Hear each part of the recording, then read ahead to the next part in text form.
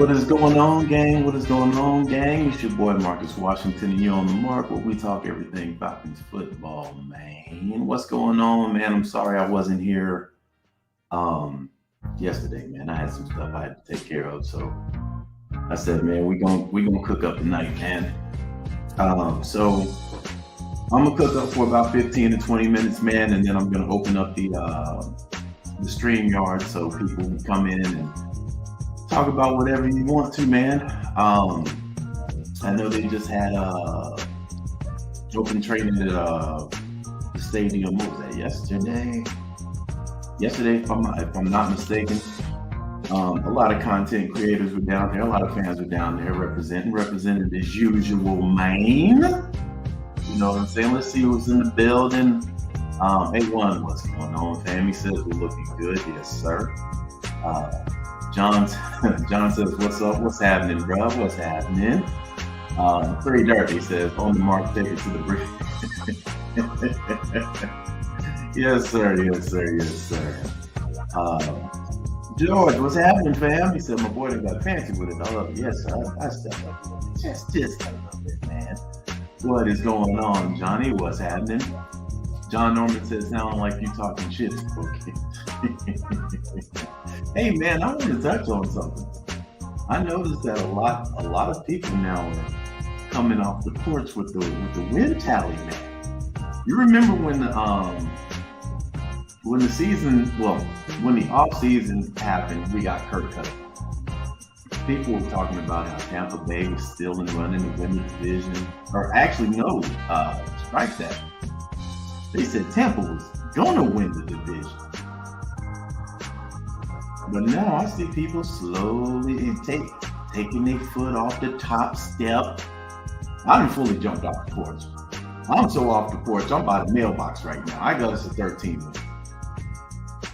Right, but slowly I'm turning around and I'm seeing cats kind of like come off the porch. Like I think it's safe to say we're gonna win 10, 11 plus maybe 12. Maybe 12. But we're sure we're gonna win the division now. It wasn't like this a couple months ago, fam. A couple months ago, still, people were still sitting on the porch. Now I'm turning around. I'm seeing cats get close to me on the win tally. Hey, man. Yeah, I love it. What's going on, Zigzag? What's happening? Johnny says hit the like button. Yes, sir. Yes, sir. What's going on, Travis, my guy? What's happening? Yeah, man. So I am going to, since this is all up to y'all today, man, I'm going to touch on some stuff, and then, you can, John says, am I in the bathroom? No, I'm not in the bathroom. What's going on with the sound? What's going on with the sound? Sometimes it sounds like this. I don't know why. Hold on.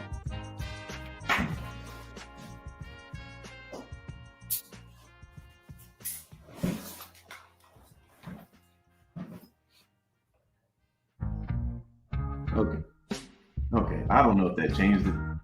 If not, y'all gonna have to deal with this bathroom stuff. Juan says the stadium was packed yesterday. I'm pretty sure, man. The excitement has to be going through the roof right now. So, hold on, let me see something. If it still sounds like I'm in the bathroom, I'm not. Okay, I'm not dropping a deuce. It's just I'm in a different room right now, so pardon that. But yeah, man, I can see the stadium being packed, fam, because the excitement is through the damn roof. It's through the absolute roof, bro. So that does not shock me. That's what happens when you start building a team that people can get behind and people can be confident about. I'm hearing things about the defense. A couple days ago was out here showing improvement. Okay. But what I'm gonna do, I'm gonna take a look. I gotta be kidding. Man, listen. Anytime from this point on, I show anything by the NFL, I am screaming fair use to the high heavens. It seems like, bro, if you do not say that, YouTube comes and sees about you, bro. They come and see about you. I'm gonna be very careful on how I show videos from the NFL from here on out. I don't have a problem with no other YouTube channel but the NFL Network, bro. I'm telling you. They must just have an algorithm where if they even feel like one of their videos copyrighted. And it's not like one of those bad ones. It's just, hey, you ain't gonna get paid for this, which I don't care. I'm not getting paid to do this anyway. Yet and still, I just don't like that. Saying that, I'm about to segue into an NFL video. Then you know we give zero fucks over here. Zero.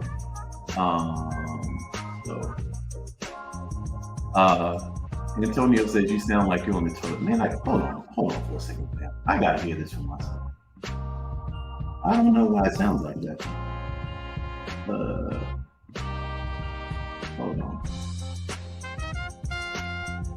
If it does, fam, I'm not changing it. I'm sorry. Just know I'm not on here dropping the deuce. All right, you're not gonna hear any toilets. You're not gonna hear any toilets or anything, man. It's just I'm in a different room. I don't feel like setting up and back in the old room, so y'all just gonna have to grin and bear it today, man. I'm sorry. So let's jump into this real quick.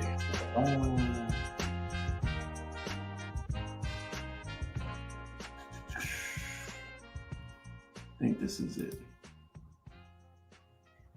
Turn down my music a little bit. Okay, hold on. Let me do this.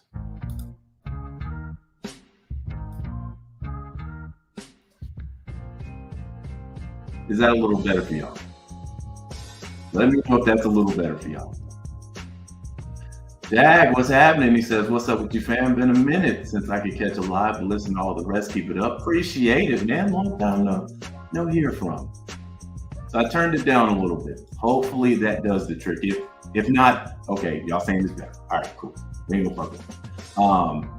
What's good, Wallace? What's happening, man? So, okay, we're gonna take a look at what these guys are talking about. Again, it's an NFL video, so I'm not showing the whole damn thing. We're gonna get about a minute and change of this, and then we're immediately fleeing from the scene. All right. So let me do this right here. Let me go ahead and turn my music all the way down. All right, what the hell just happened here? Okay, here we go. Pocket QB coming off an Achilles injury with a young buck sitting behind him. What could go wrong? All right, we fine. To see how low they could go this year, let's pretend they're really sitting on a 7 to 8 win type roster. That's still enough to beat the Saints and the Bucks at home. Carolina isn't supposed to be ready yet, so beat them on the road. And look at how they finished the year. Weeks 11 to 18, they only play one team projected to finish over 500, only faced one established QB, so they could still beat Denver on the road. Minnesota also up in the air with their QB situation. Las Vegas with O'Connell and Minshew. The Giants with DJ. Washington with a rookie. They won 7 last year without Kirk, 9 and 8. Now let me go back here real quick. Let's just take a look at this. Let's just take a look at this right quick. So these, I assume, are going to be new quarterbacks coming in the fold with Denver, Minnesota, Oakland. The Giants, they still got Daniel Jones. So I guess they just count. I guess they just have no respect for the Giants, right? And then you got Carolina. Fam. Win.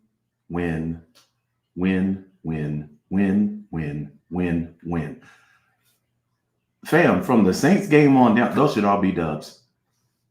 Those should all be dubs, fam. I'll take it a step further. And this is what I mean by jumping off the porch. Tampa should be a dub. This should be a dub. Dallas, that's a toss-up, but I got us winning that anyway. So I'll just count that as a toss-up. The Saints should be a dub. And from here all the way to here, Atlanta should go undefeated. We should beat every single one of these teams right here. Now, I like what Minnesota did to their roster. I like that. Their position at suspect is the main one. That's the quarterback. And when you look at the Chargers, dude, they got rid of They got rid of their primetime players over there. So I'm like, even when they had them, they were beatable. Very beatable. Had all the talent in the world. Couldn't move past that. So, fam, let's just say for the sake of argument, you lose to the Cowboys. 1, 2, 3, 4, 5, 6, 7, 8. That's 8 wins right there. That's 8 wins in a row. That's 8 wins in a row, fam. So I'm sitting here looking at this like, this is why I'm off the porch. This is why I'm off the porch. With the roster that we have, with the quarterback that we have, how are we losing to the Giants? How are we losing to Minnesota? How are we losing to Denver? Fam, I still see 13.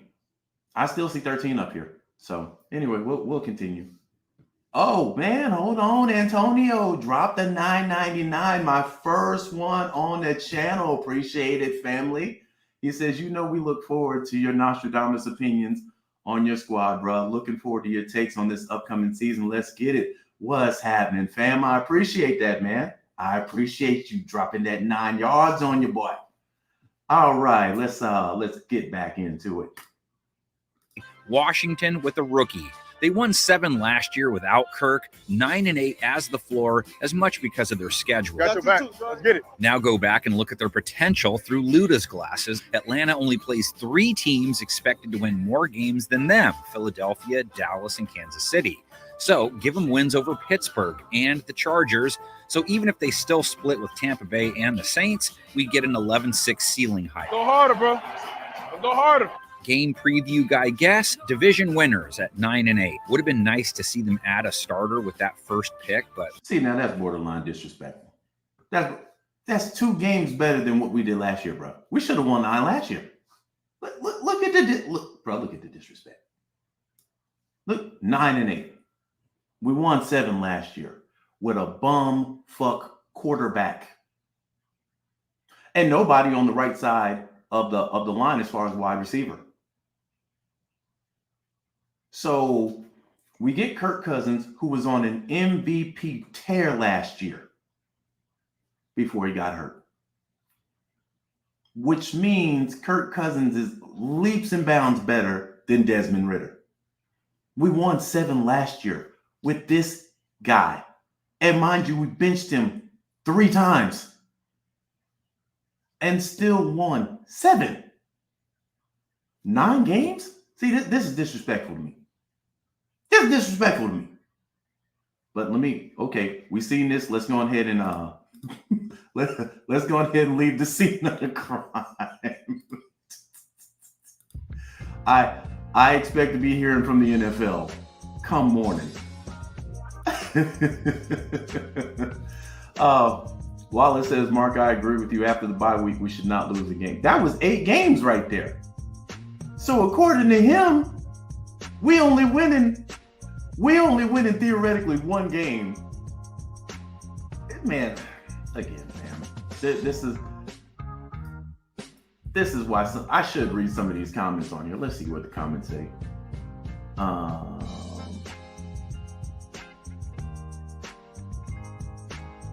Yeah, most of the comments are somebody says I smell 11-6 for us, no doubt. You know what?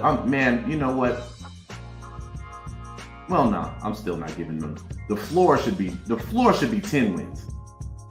It shouldn't even be 9. The floor should be 10 wins. I'm giving us three games above the floor. Let's see. Bernard says, I'm chilling. What's good with you, Antonio? Yeah, what's happening? Bernard says, Wallace said that. Bernard says Kirk Cousins just needs to be accurate and healthy.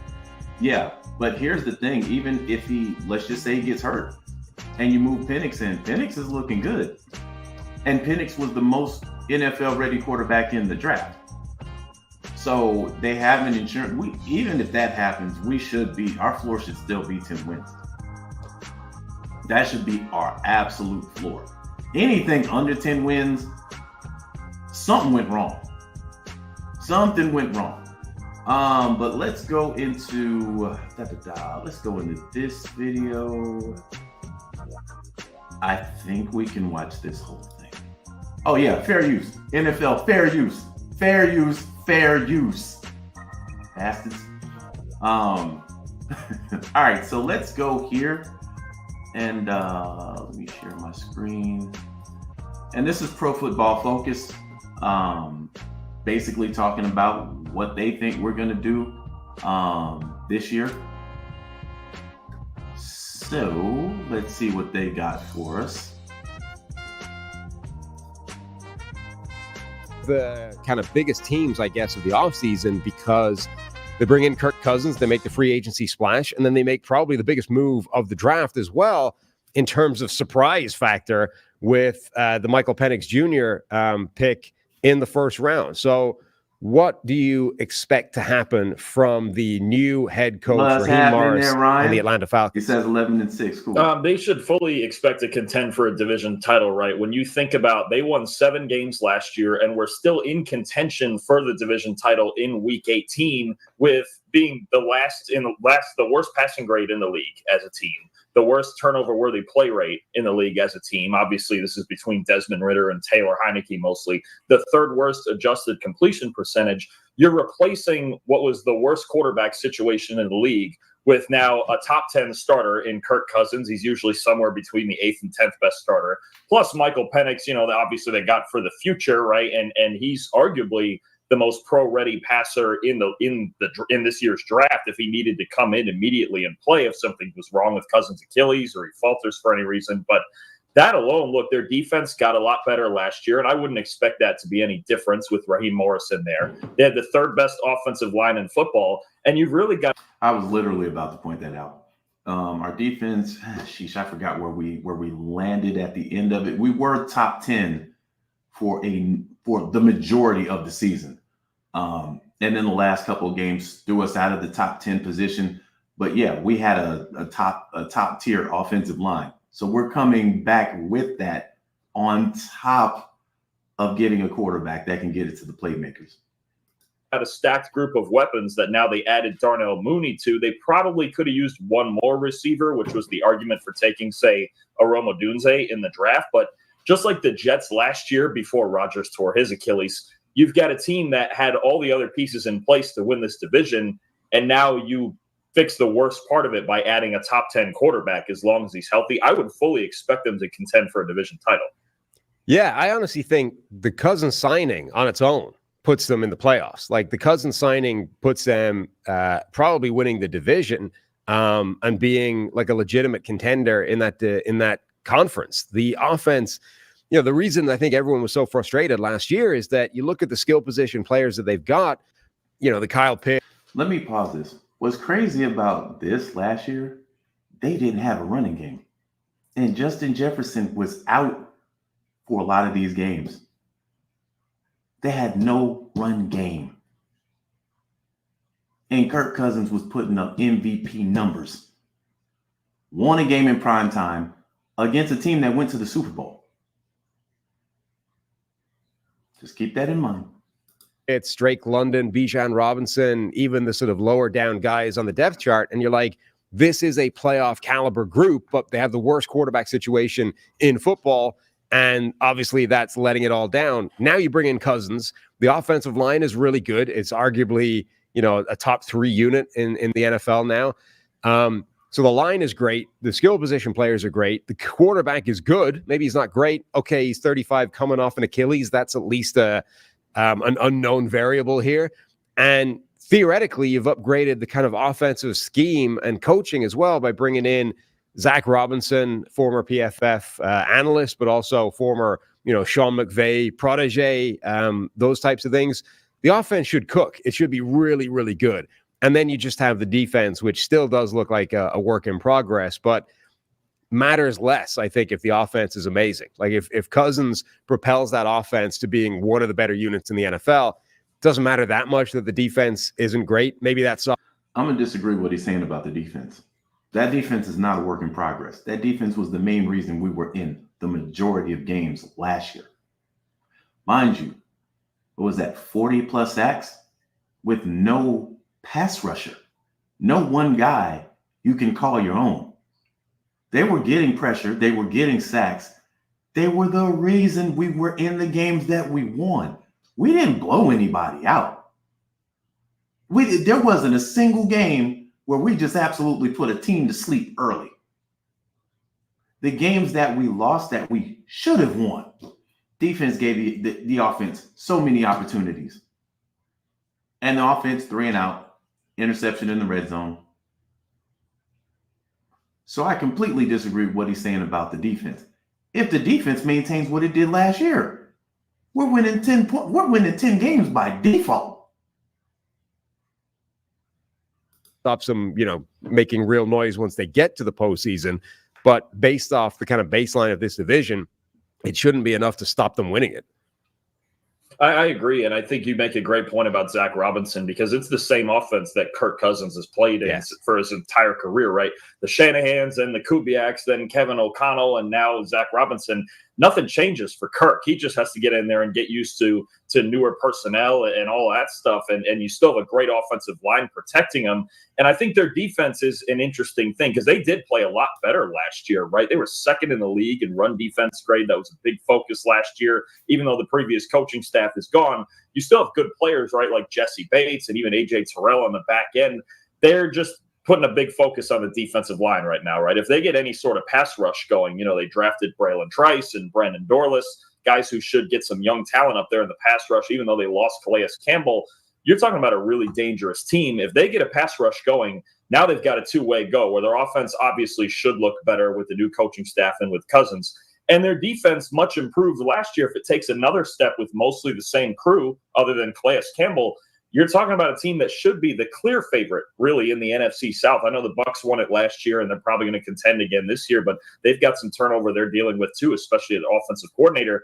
The Falcons really are set up right to get this done this time around, right? There's no questions about their quarterback situation. Everyone's going to make it out like there's a question between Cousins and Penix, but I think we all know the plan is now to start Cousins for 2 years, or unless something falters, and then turn it over to Penix. And you've got this smooth transition, right? It was the entire idea behind drafting Michael Penix. But no, they've got enough balance and that you would think, even defensively, that they would contend. They should be the favorite for this division.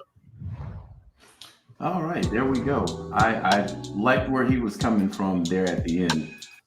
The other guy kind of bumped his head when he talked about the defense being, what it was and a work in progress and all this other stuff. I'm like, my God, did you not watch a single solitary game we played last year? Did you not see what quarterback we had last year? Do you realize that the defense of other teams had an extra player? Because Desmond Ridder, most games, was playing for the other team also. So again, man, I look at this as one of those situations where we just got to go out there and just show them, fam. I think the defense is going to be even more improved with this season as opposed to last. Fam, they're talking about we don't have a pass rusher. And if we get a pass rusher, bro, we had 40 sacks last year. You want to talk about scary hours if we do get a guy like that. So, again, man, we'll be talking defense all next week. No offensive talk next week. We'll be talking straight defense. Let me do one more thing, and then I'll open it up to you guys. Should I do this or should I save it?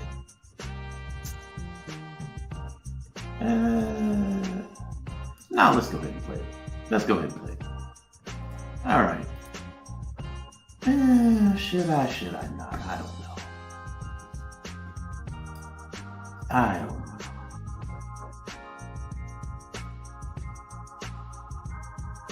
Yeah, well, you know what? Let's go ahead and play it. We got to get a progress report, man. So yeah, we'll go ahead and play him talking about the open practice that took place. And again, I haven't listened to this yet, so again, I like to put progress reports of the head coach up or somebody on the coaching staff every video. So let's just go ahead and continue that trend. Tonight, to be able to come out and practice here at the Benz and see familiar faces. With that, I'll open up questions to you guys.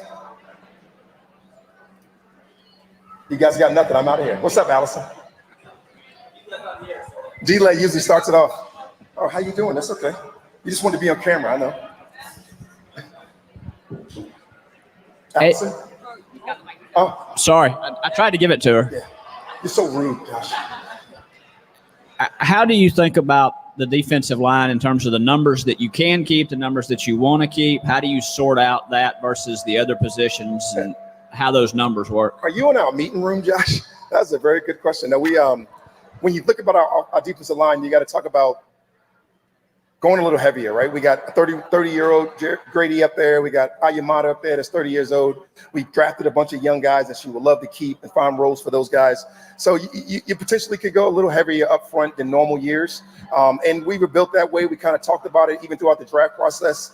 You want to find ways and different ways to manipulate pass rush. And those are the guys that do it. It usually starts up front. So I can feel us going heavy there. I don't know how heavy exactly yet. You got to let it play out a little bit within the game, within the framework of the preseason to do all those things. But it's really exciting when you see a bunch of young talent and some older veterans coming back off injury, even going out and get a guy like Eddie Goldman, some of the excitement that can be brought there. And it'll be a lot of fun picking those guys. So I'm really excited about that. That is a very well done job by you to notice that and to be able to see those guys up front. But you can expect a little bit heavier potentially. And we'll talk about that as we move on, Terry and I and all the guys in our personnel department along with our coaches. Raheem, just how valuable is it for you and the rookies to kind of get this run through for the first time at Mercedes-Benz Stadium and get a feel for the atmosphere environment? Shout out to the Falcons. Shout out for them finally getting damn mics so we can actually hear the questions. Y'all know this has been one of my pet peeves for years when they interview. You can't hear the damn question, and then we're hearing the answer. Like, what was the question? So kudos to the Falcons for finally getting that right. I don't even know about the value. I just think it's more about the excitement of coming down to the stadium.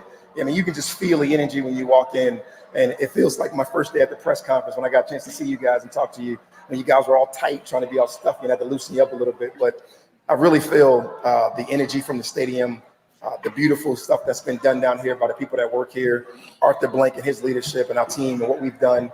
It's just exciting. So to get these rookies out here the first time so they can get some of the ooh and the ah out is certainly going to be work out in our favor. Raheem, I'm sure you're concerned about a lot of things right now. What is your biggest concern at training camp that you say that you really? Hold on, we got Carl Thomas in the building. Summer rain. What's going on? He says, y'all putting an unproven head coach on a pedestal because he talks good means nothing. Actually, that does mean something, because we had a coach up here for 3 years that had no energy, none. And your head coach, you get your marching orders from the leader. So if he's not confident, who the hell else you expect on the team to be confident? It's the same way with your quarterback. If your quarterback's not confident, why the hell you think the players are going to be confident? So talking a good game actually matters. You know, there's this thing called faking your way to the top. You have people at the bottom who had a mean talk game that talked themselves into a good situation. I don't want a coach up there that doesn't have this type of energy or doesn't talk a good game. The only coach in the NFL that got away with that for 20 years was Bill Belichick.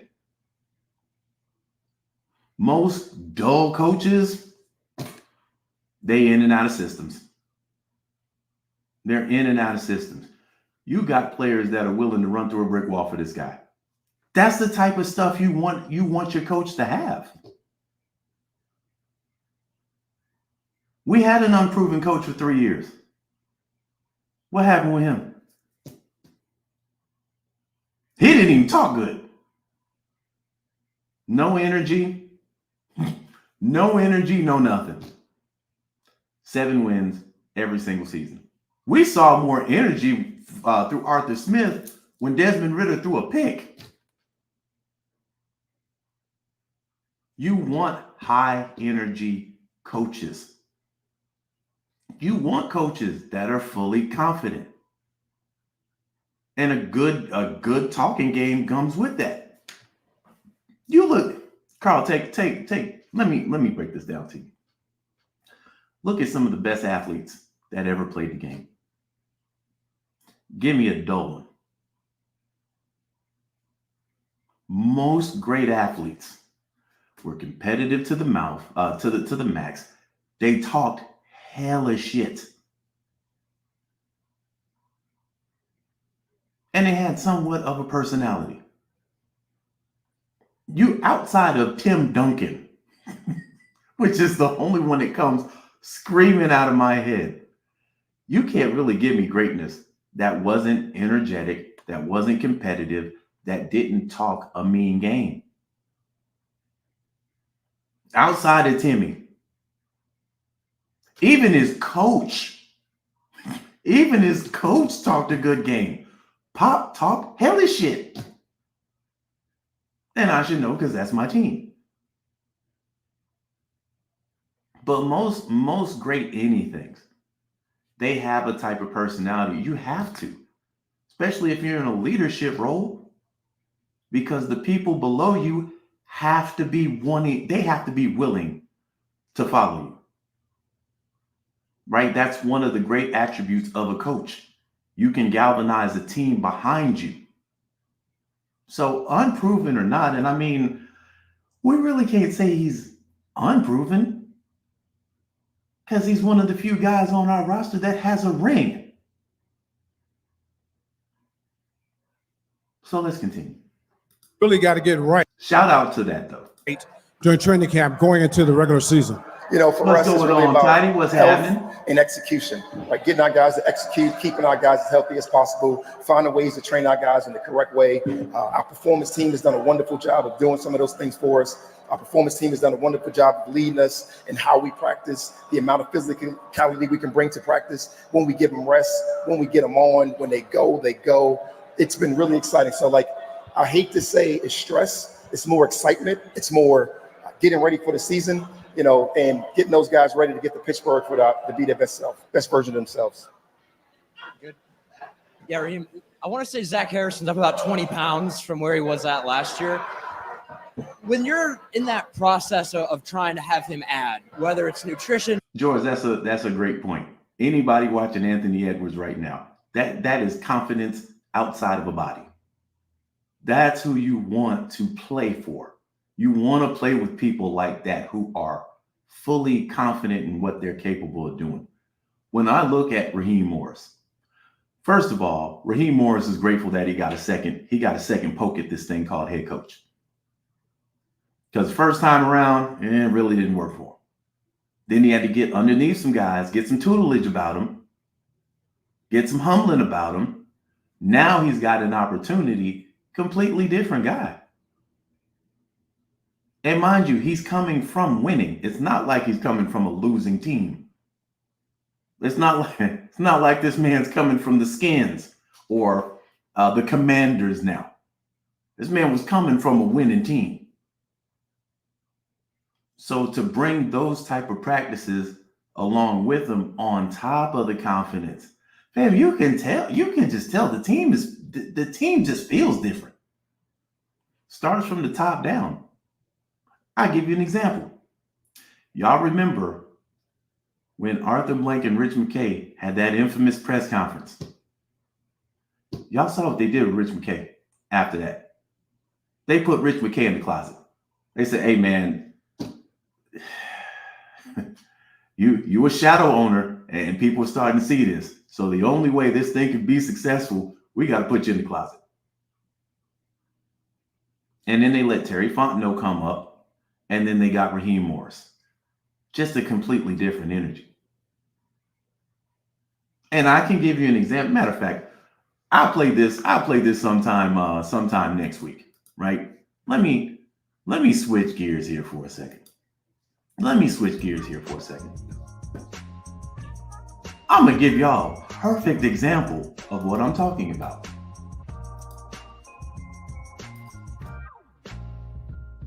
Let me see.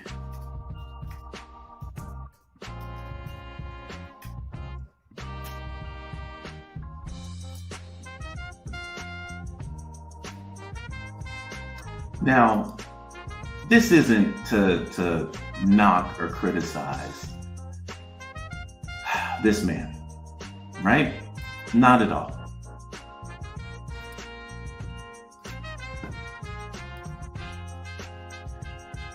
Now, I'm gonna be honest, man.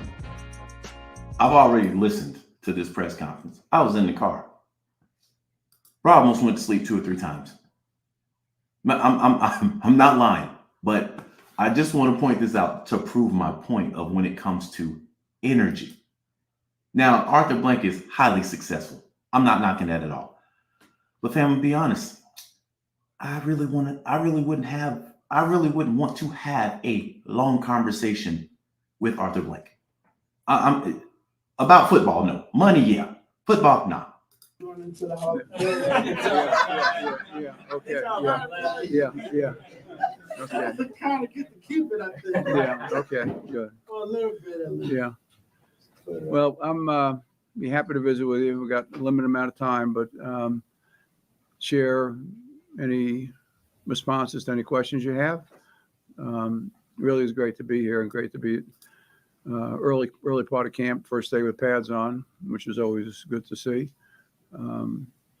Players are, transitioning into the more physical time of the year, gone through OTAs and, beginning of training camp, and had a first high school practice Friday night, Saturday night, I should say.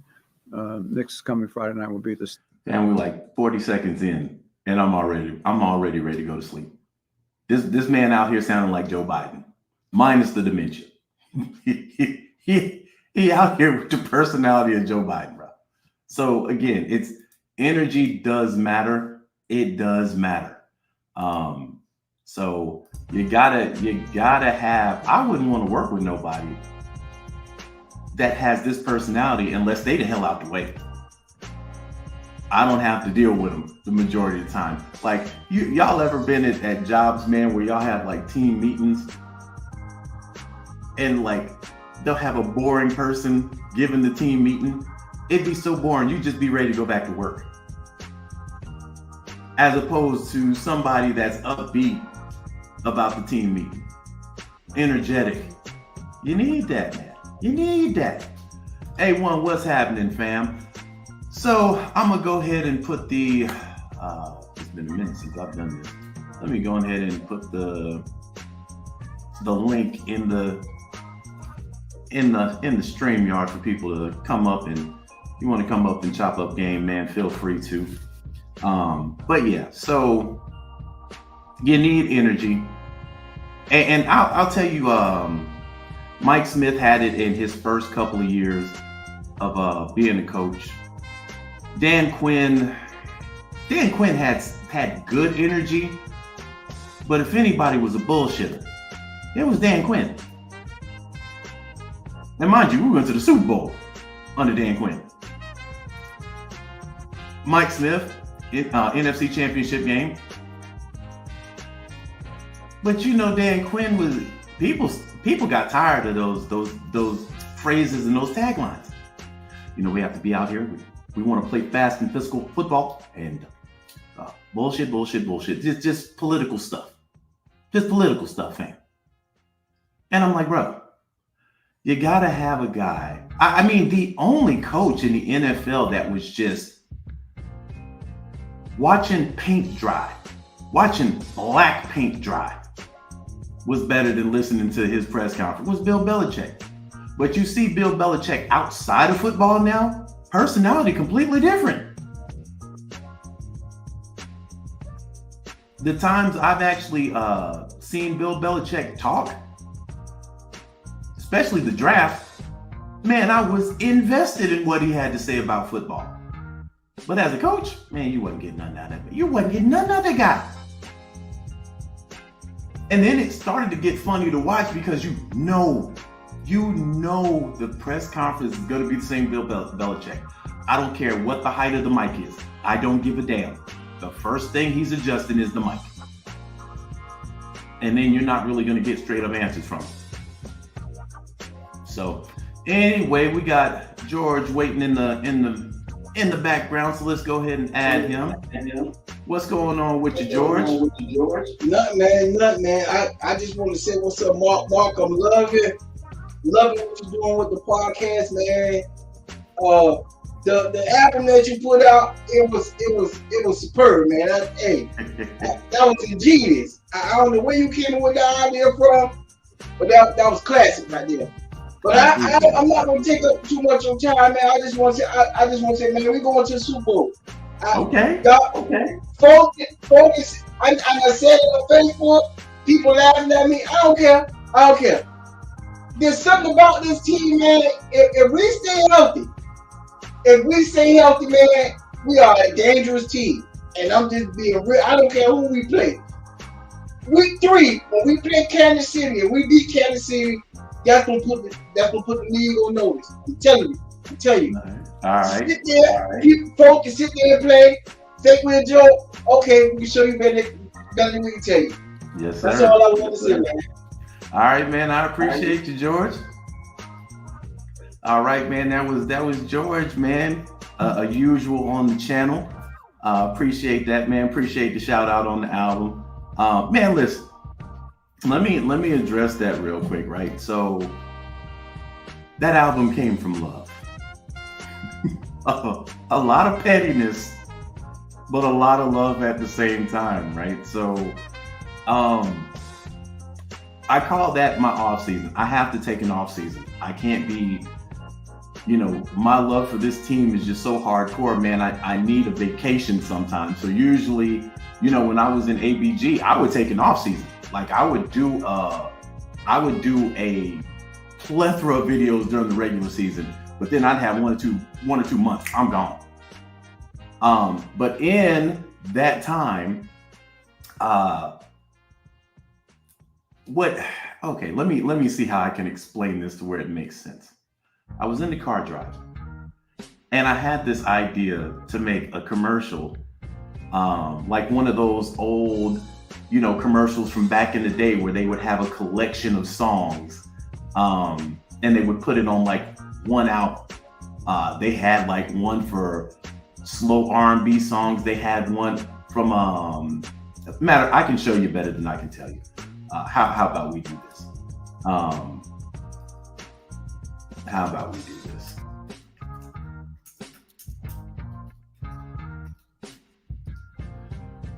All right. Okay. I can show y'all better than I can tell y'all. So I can give y'all the vision for how this album came to be. Again, it was a lot of pettiness, fam, but we got it done.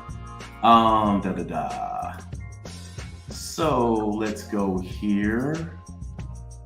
All right, so let's do it this way. Shout out. Got another one from Tidy. Got the 3 yards. He said long off season, but we're finally here. Yes, sir. Yes, sir. Man, Tidy, I'm gonna have you hop on in a minute, fam. But this is how this concept came to be, fam. Some of y'all might be too young to remember this, but I used to go to my grandmother's house. They played this thing like 50 times on Sunday mornings, bro. My grandma was one of those types. If you went to visit her every Sunday, it's gospel music playing. But I swear that I know this commercial almost by heart. It's embedded in me. Now you can own one of the greatest gospel albums ever offered. With only giant hits and legendary stars like Aretha Franklin. They're all here in a special CD collection called Rough Side of the Mountain. Watch carefully. It's gonna be alright. It's You put Al gonna Green's most exciting gospel hit. like he said he would. I feel like praising. Shirley Caesar's Hold My Mule, her story song. So y'all kind of get the gist. I'm not going to play the whole thing, but y'all kind of get the gist. So I was thinking to myself, okay, I want to make a commercial like that dedicated to the Atlanta Falcons, right? Then I was like, wait a minute. The Falcons don't have any songs about them. So I'm like, I got to create songs. So the goal was this. This was supposed to be a joke. I'm going to be honest. It was supposed to be just a joke I was going to put in front of my next Falcons yearbook video. People get a chuckle out of it if we keep pushing. I got the 6 songs. I got the 7 songs. I got the 9 songs. I'm like, damn, man, you know what? Then what pushed it over the top? It got the car treatment. I was in the car and I'm like, all right, let me play it and see if it bangs in the car. And damn it, once it banged in the car, I couldn't stop writing. So next thing I know, I got like 20 plus songs. And I'm like, okay, the joke has went too far now. I'm like, I got enough stuff for an album. And then I'm like, I can't fit all this in the commercial. So I'm like, oh, y'all about to get this. Y'all about to get this stuff. Y'all about to get this music right. So that's how I came to it. And again, I still listen to some of those songs and and crack up laughing because I did have a ball. I did have an absolute ball making it, man. So I appreciate everybody, man, that, you know, was in the comments, that texted me, man. I appreciate all the love, man. So we're going to bring Ryan on, man. What's happening with your fam? Boy, you about to make me bust out with that hey love. You remember that commercial, brother? You got to bite your own. What's going on with you, man? Man, been looking for you for the longest, bro. I was like, dang, this boy done disappeared. Hey, man, I had to take, but I know you take a break. I'm back in full effect now. Get it. Yes, sir. So, you know, it's the Cookup Show, man. So anything you want to talk about, man, the floor is yours. Yeah. Well, I say this, man. I really believe that we have a good chance to build on last year. I really believe that. I think we need to go ahead and take advantage of this weak division. We need to own it, not just win it. We need to own it, and just go ahead and put this dominance out here because we have the pieces. I feel like we're a playoff team right now. I feel like we might be a couple of pieces away from competing for a championship. Not saying that it can't happen, because anything can happen depending on how the season falls, because sometimes you need a little luck to go along with that. But again, the way that they've constructed everything, you know, the only thing that I know, it sucked to get rid of Calais Campbell. Some people are like, oh man, he was old. But it was the impact that he had on those young cats on the team. Yeah. Zach Harrison was one of the biggest one of the biggest jumps within his first year.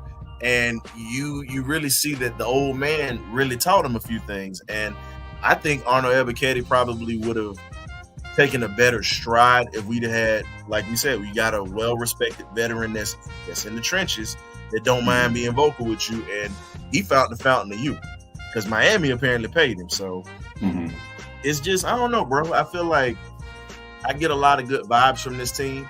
Everybody's like, oh, we got 2016 vibes now. They getting ready to write their own story. Terry and Raheem. So let me ask you this real quick. What are the pieces you think are missing from us being a playoff team to a Super Bowl contending team? I think the pass blocking has to improve, and we got to keep people off of Kirk Cousins' feet when this season comes. And, you know, God forbid, like you said earlier, you know, Penix is ready to go. But we also talked about Caleb McGarry on that side blocking, how he's been a bit of a turnstile, like at the West End train station. You know what I'm saying? So for me, I think if we were to get that passing side that pass blocking correct on his side, I really think that helps because people forget that's Michael Penix's blind side with him being a left-handed quarterback. Yeah. And we don't want, and you know, Penix, we need Penix to be healthy. He does have an injury history. Not going to be dumb to that. But I think with him being able to sit for 2 years and get himself in prime physical condition, that plays in Atlanta's favor in a huge way. Plays in our favor. And I think that him sitting behind Cousins is really going to benefit him, even though he was looking good with some of the passes that he threw so far. Yeah, I'm one of those, man. The only time I want to see Michael Penix this year is in preseason. That's it. Exactly. I'm kind of skittish about how often I'm playing him in preseason as well. Now, teams don't really go super hard in preseason like they used to. Now teams are just trying to get out of there completely healthy. So to me, I'm going to give Penix first game, I'll give him like one series. Second game, I'll probably give him a half the second game. I don't even want to play in the last one, to be honest, just to be on the safe side. Because like you said, he does have an injury history, but I do want him to get some live fire on the field. Kirk Cousins ain't. Matter of fact, I'm putting Kirk Cousins in plastic here in about a week or so. I don't want nothing to happen with Kirk Cousins, but for me, it's the rest of the guys too. I'm not playing Kyle Pitts. I'm not playing Kyle Pitts in preseason. I'm not playing Bijan in preseason. I don't need to. We know what these guys are going to do. Tidy. Not Tidy. I'm sorry. I'm thinking about Tidy because I know I'm about to. I was about to have a moment like him. But I'll say this: I really believe that, like you were saying about Penix, there's a guy on this roster who's a bit of a poor man's Brock Purdy. A lot of people might not know about him. They know about him because he came as an undrafted free agent. John Paddock, third string. He's pretty much fighting for that third string spot. They're not going to give it to him because we got Heineke on the roster and they're paying him good money. But real talk, that kid there, once we get rid of Heineke after this year, because they're not going to keep him around, we already know that somebody else is going to take him. You bring this kid up to be that third string guy, because eventually when we break away from Cousins, Penix has to have a viable backup and somebody who's going to be able to sustain, because as we saw in that NFC Championship game, man, you're only one injury away from going down to your backups. And we saw Frisco, they ran through their quarterbacks like diarrhea in that NFC Championship game against Philly. So it's so many things that we need to be prepared for, because we have a good team to make a run. Well, they saying your boy got cut. Your boy got cut the other day. Ty and Wallace. Isaiah Wood. I'm sorry, Paddock got cut. My bad. Okay. Isaiah Wooden Sr. got cut. I hollered at him on Twitter or whatnot. He wasn't bitter about it. He said he understands that it's business, and they brought in a guy who was a Biletnikoff Award winner from Pittsburgh that has NFL experience and has bounced around from a few teams. So he understands that they're bringing somebody in who can learn the offense a little bit faster than him. He actually talked about it. Yeah. So he wasn't bitter about it. He looks at it as, it was audition tape, like Raheem Morris said when he first got in. If you don't make it here, we're going to try to get it to where you can have an opportunity elsewhere, because for you to get to this level, it shows that you can play. And he said that when he first got in. Yeah. About mental health and when he met with the team. Yeah. But yeah, they cut him the other day, Tidy. That was on me. But I feel like this though. When you talk about that NFC, championship game, I think it was a couple years back where San Francisco at one point they were talking about putting Christian McCaffrey in because Brock Purdy just simply couldn't throw. And they ended up running the ball the majority of the second half. I think, man, that was such a rarity that you don't have any quarterbacks in that type of situation, where you're talking about actually giving a running back the reins. And I think, honestly, I think this is going to be a year that Kirk Cousins stays fairly healthy. The one thing I've always liked about Kirk Cousins is the fact that he gets the ball out. He's pretty precise about where he's going with the ball. Here's the thing, if you get a sack off of Kirk Cousins, you gotta get there, because that release is literally like pulling the trigger and you having a bullet come out. Yeah. That's pretty much what that's like. You might get a hit off of him, but you're really not gonna make it hard for him because that ball comes out real quick. And outside of the ball coming out, man, I'm not gonna take up too much of your time because I know you got so many people that want to jump on. You do a great job with this show. I'm extending the invite to you. I hit you up on the post. I didn't know if you saw it or whatnot. You know we got something coming up for the Saints game, right? Man, I did not know. Yeah, September 29th, bro. We gonna have invites coming out. You know, I'm gonna be sending them out or whatnot. We got us a little spot. We gonna do a live show on the spot. You know, $25 to get in. You know, we're working on a few other details, hard hors d'oeuvres. If you want drinks, it's gonna be a bar. That's gonna be a cash bar. That's gonna be there. And we gonna have you know wings, sliders, and fries. You know, but this is gonna be a little something for the Aints game, bro. You know, trying to get a few folks together up in Atlanta. And I told you when we do something, I told you I was coming at you. And I don't have you on, you know, I know you ain't really heavy on social media right now. So I needed to make sure that I send it to you on your post. I gave you the email address, man. So please reach out so we can swap info. So definitely can do this, man. Because we got some things coming. That's all I'm gonna say. Well, let me say this, man, because people think I blocked them on social media. I no longer have Facebook. I know. Yeah, I got rid of my Facebook a couple of months, like completely. So, you know, I have people, you know, hitting up people that know me, and then they're like, "Hey, man, dude said you blocked him." I'm like, "Dude, you know I ain't on Facebook no more."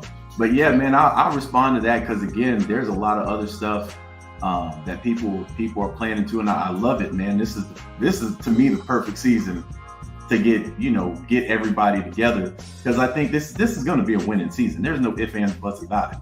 I think you're not going to have people leaving that stadium furious, having strokes on camera. You ain't gonna see. Don't listen. Don't remind us about that because when we saw you with that stroke, that threw everybody off. Bro. Hey, man, that ain't never gonna happen again. It's been two people I've seen on screen in the hospital bed. You were one, and my guy, shout out to my boy, Mr. FMLA, as we call him in the birdcage, Mr. William Amy. That dude called us while he was in the hospital bed with tubes in his nose. Yeah, just because he was pissed at the Falcons losing to the Saints. That's how bad it was, bro. And he had pneumonia. Hey, man, let me tell you what I do. What my standard practice is now. We lose, I get on, I do a video, I walk out. I have a baseball bat, right? I walk out and I just take that bat and just hit the tree till I get tired. By the time I'm back in the house, there's another game playing. It's off me now. Like, and I feel like, you know, that bat ain't gonna get a lot of work this season. I have a firm belief I might be swinging that bat maybe 3 or 4 times this year at best. And I don't think I'm gonna be swinging it. Man, listen, the way we lose, the way we've lost the last couple of years is an art form. Nope, that was on it's an absolute fam. The way we were losing games, we were coming up with more creative ways to lose than any other team in the NFL. And I'm sitting here, I'm like, bro, they are painting a Picasso of how to lose this game. You lose to a quarterback that is fresh off the bus. This man don't even know players' names. This man was making up plays in the dirt on the sideline, bro. Yeah. He's just like, hey, 42, get over there and just streak. I'm gonna get the ball to you some type of way. It seemed like Josh Dobbs, bro. Like I and we said this on our show. We were like, dude, he broke joy. He broke the dog's heart for all my dog fans out there. That's dogs like myself. He broke our heart at Sanford Stadium with that Hail Mary throw or whatnot, and to Jawan Jennings, and then he comes in Atlanta fresh off the plane, like you said, and he gives it to us. Yeah. I think he mad because he ain't at home because he from the crib, right? Man, listen. I think he was hurt about that. I don't never want to see that man again. I'm gonna be honest. I don't ever want to see him again, fam. You know, hey, if you're from, I'm gonna get y'all 2 times. He said, I'm gonna get y'all. He said, he got the dogs for not recruiting him, and he got the Falcons for not bringing him on when he was a free agent, bro. Hey, I get if guys are from the soil, but fam, that hurt, bro. This is how I view. This is what I talk about when I say logo business. Let me add Country to the conversation. What's going on, Country? Hey, what's going on, big homie? Nothing much, man. Let me tell you what I tell people about logo business, right? My love for this team is so hardcore. You could have been my next door neighbor, fam. You play for another team, I'm gonna wish you well the other weeks of the year. I'm gonna wish you well. You an enemy come Sunday when you play us. You could be my cousin. Facts. You are an enemy of the state when you play my team. Now, when the game's over, we cool. But during that block, that 2.5, potentially 3-hour block, you are an enemy of mine. The week leading up to it, you are an enemy of mine. That's just how I look at it. So, again, like, I love to see it, one of my favorite nights. Hey, I period. got 3. Say what? Oh, he's up. One of my favorite nights of TV is the draft, right? Because you're seeing so many kids reach their dreams. Listen, the NFL money, sports money in general, you're never going to see paychecks like that in any other arena in life. Nope. You know, so when they're cashing out $100 million, Tua signed a $200 million deal. When his career is over, he's never going to cash checks like that again in his life. So when I see these players get drafted, I don't care what team it is. It just puts a smile on my face because I'm like, that should be generational wealth that you get.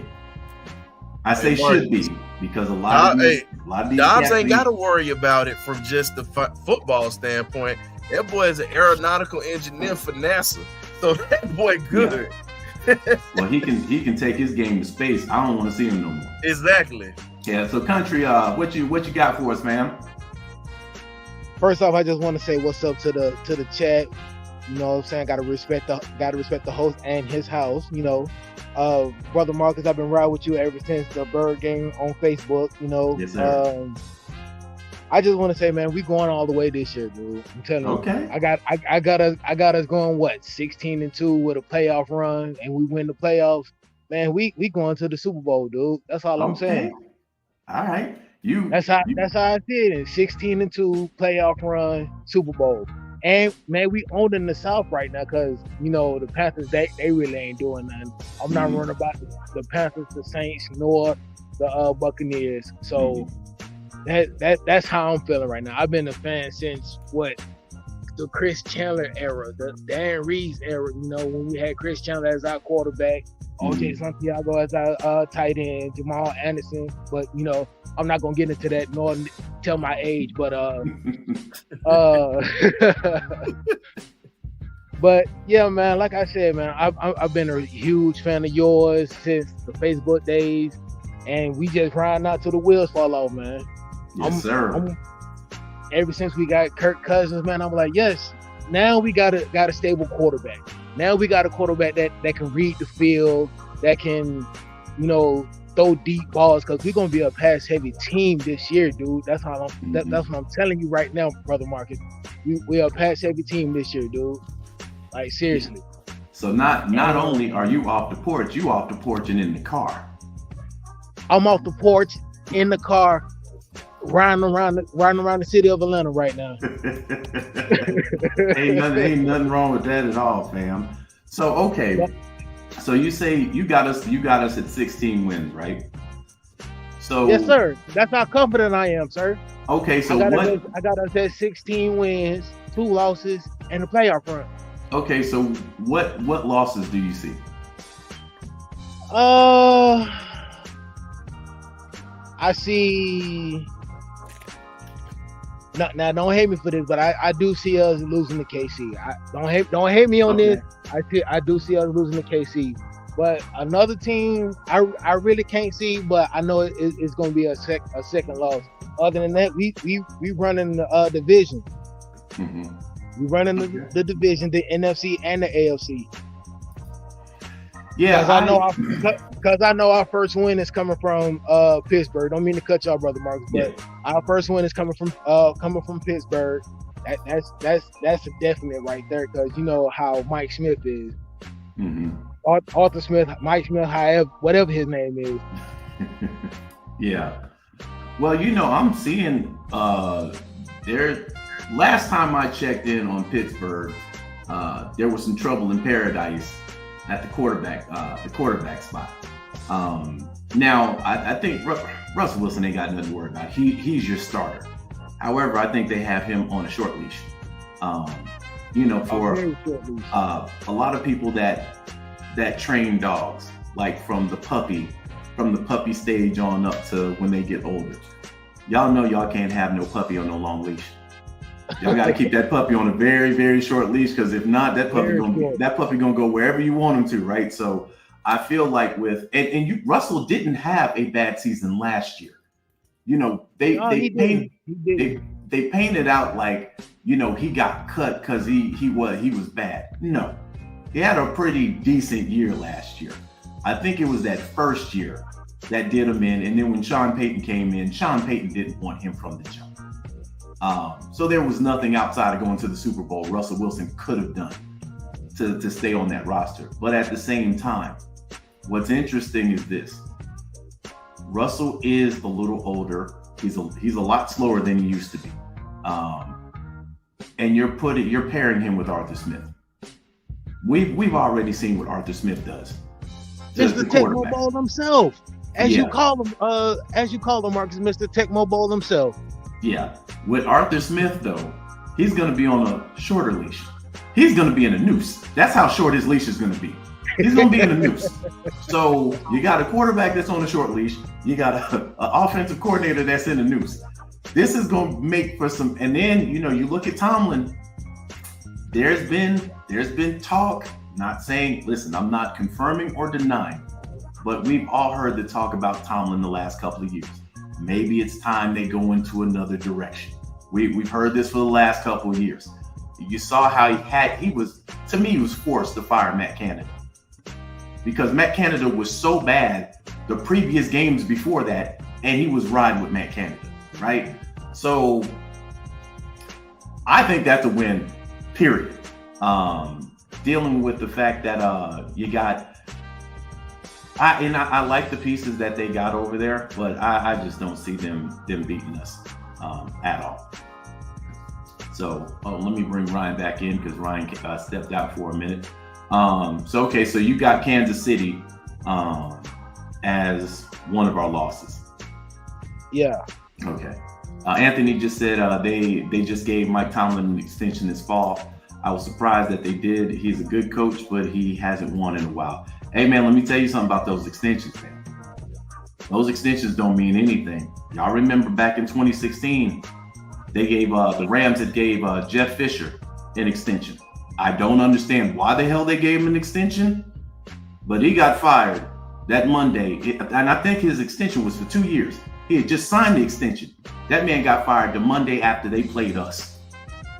We beat the Rams so bad they fired them. Yeah, I remember that game. Yeah, so yeah, the extensions they will, and they'll get off a coach, or they'll get off a player every day of the week. So I'm glad that they gave Tomlin an extension, but again, man, they got to make a deep run somewhere, because they haven't made a deep run in a while.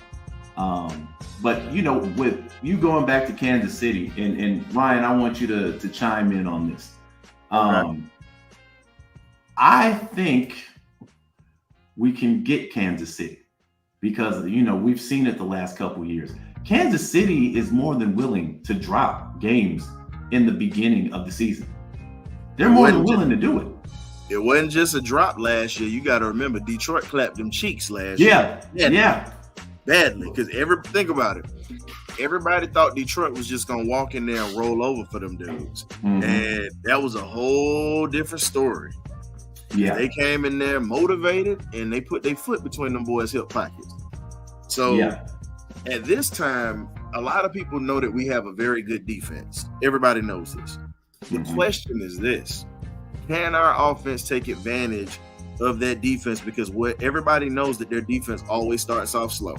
You're not going to stop Patrick Mahomes, but you can contain him and slow him down. You're never going to stop him, because the talent is just ridiculous. Yeah. But and Andy Reid's play calling has been immaculate as well with his new OC. But at the same time, I really believe they have a solid defense, but the way that they are, the Kansas City Chiefs defense is like the Atlanta Braves after the All-Star break. They get stronger as the last part of the season goes, and they become a unit. And it's been like that since Andy Reid started winning championships out there, but they've always been that way under Andy. It never fails.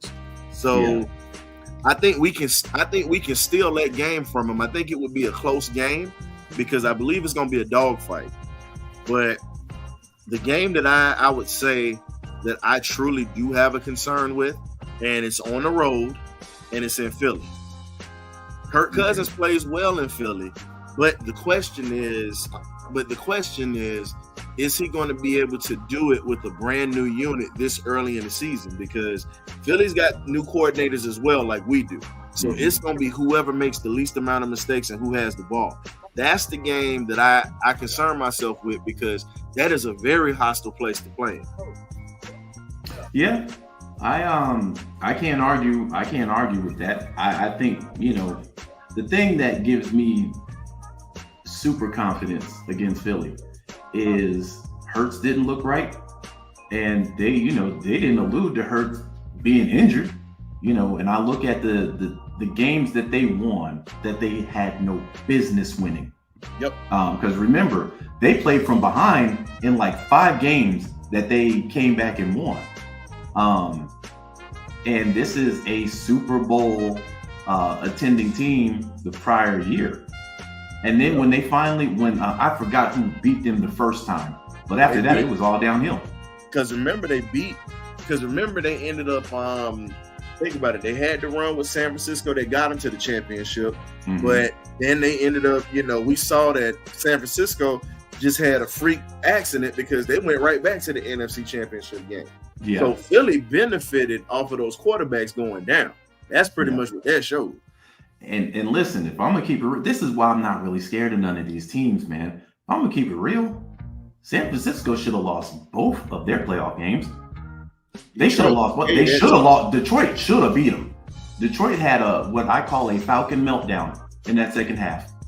They were absolutely taking the draws off that team on the road, and then they just fell apart. You look at I think they played Green Bay in the first game, and Green Bay had an opportunity to win, and they just didn't. So San Francisco could have lost both of those games.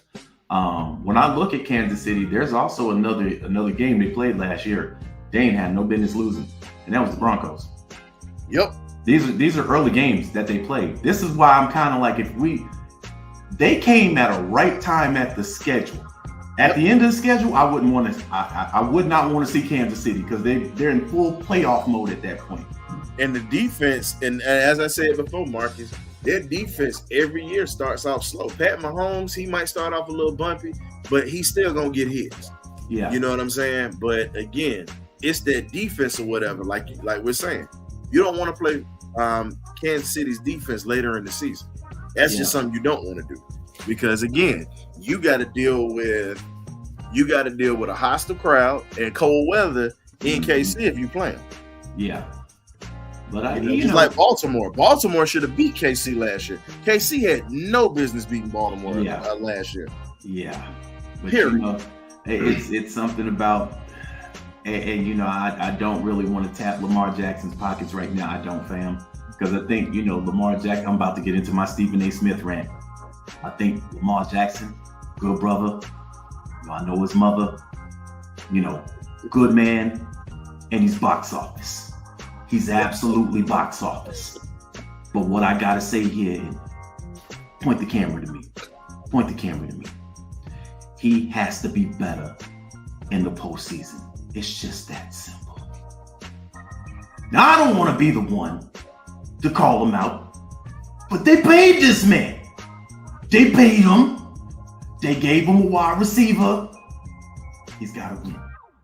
But listen, Lamar Jackson got to get over that hump. And I mean, he's won playoff games. So it's not like a Matt Stafford thing where, Matt Stafford came to LA and had 0 playoff wins.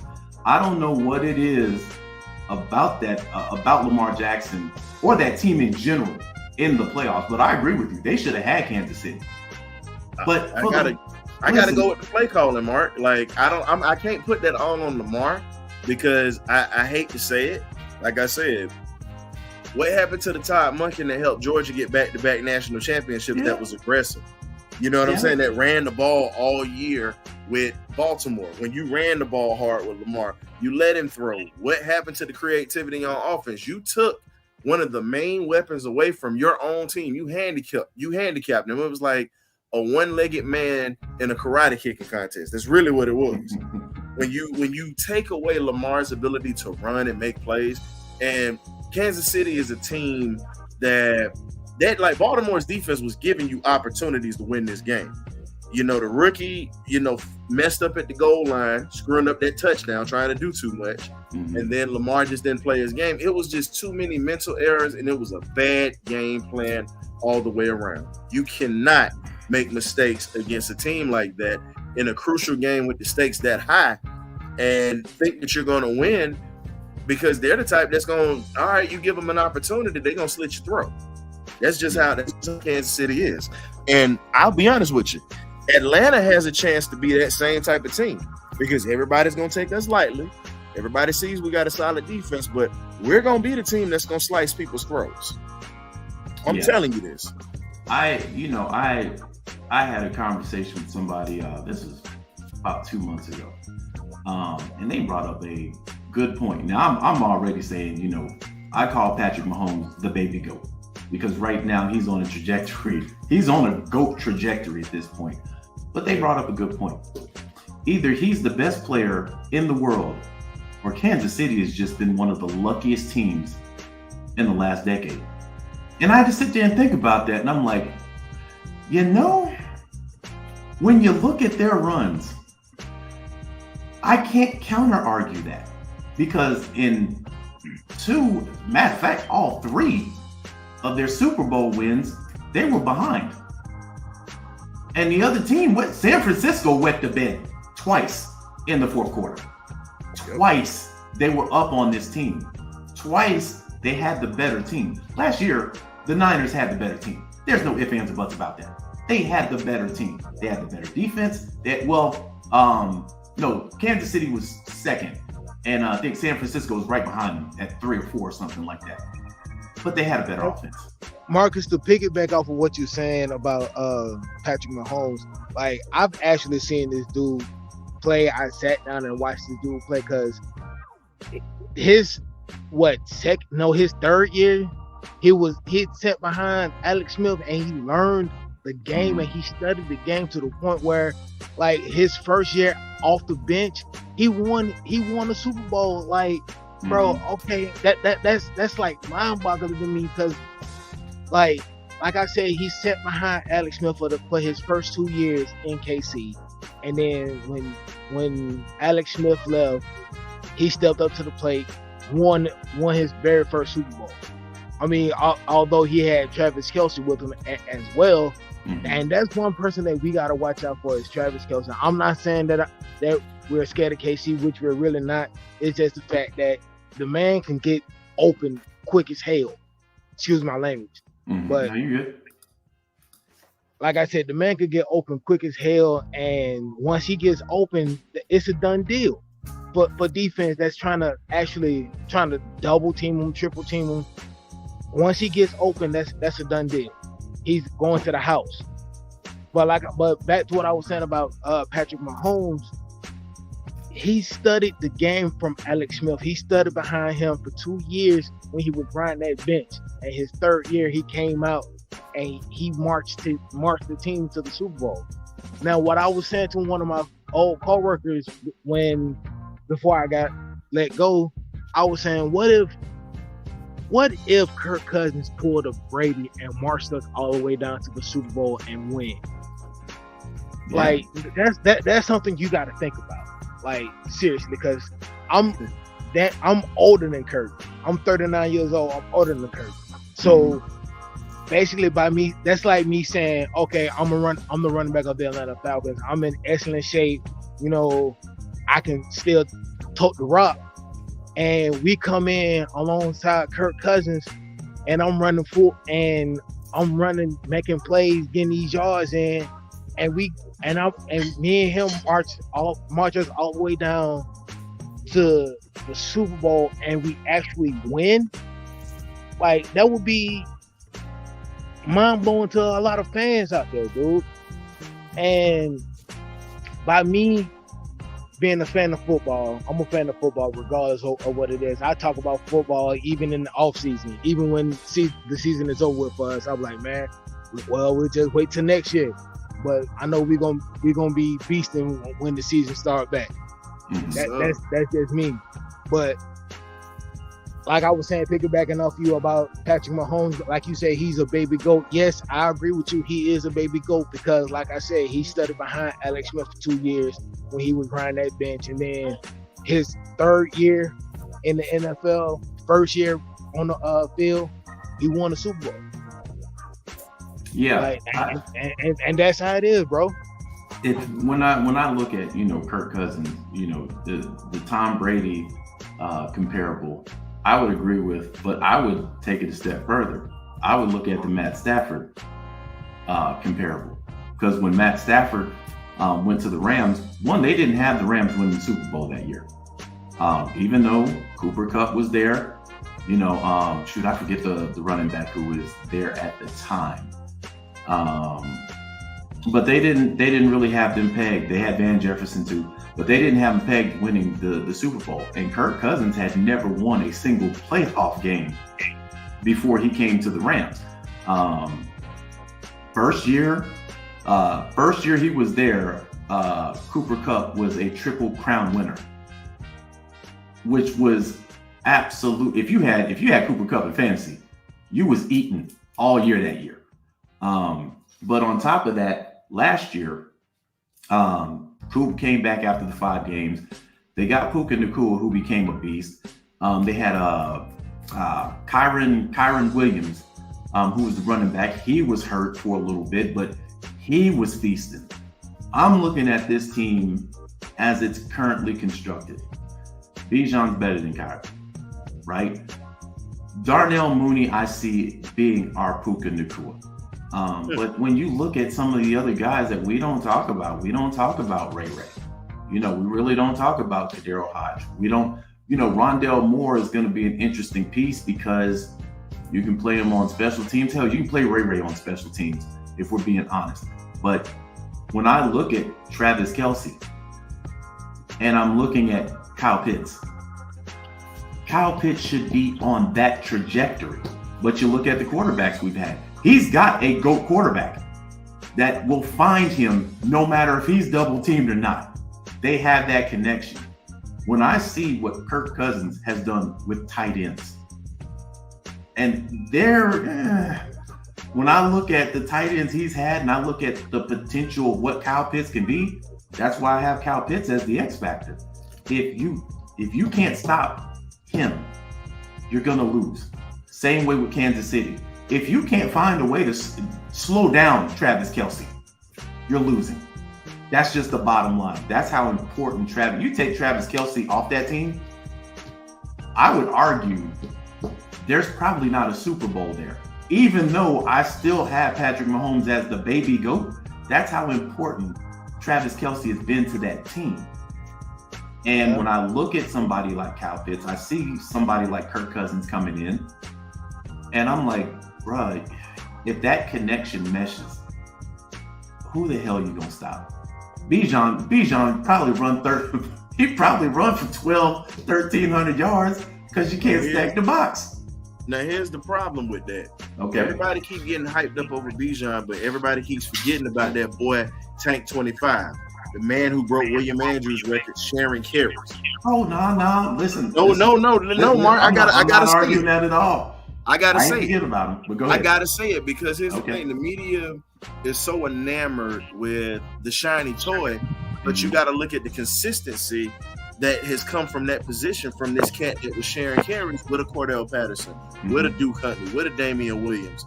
When you look at the fact that he broke a 40-year-old record on limited carries. Could you imagine what would have happened if he'd have started and what that record would have been like? And then last year, he still, even though he had Bijan on his heels, he's not going to relinquish that spot like that. He was still going downhill and still putting up numbers.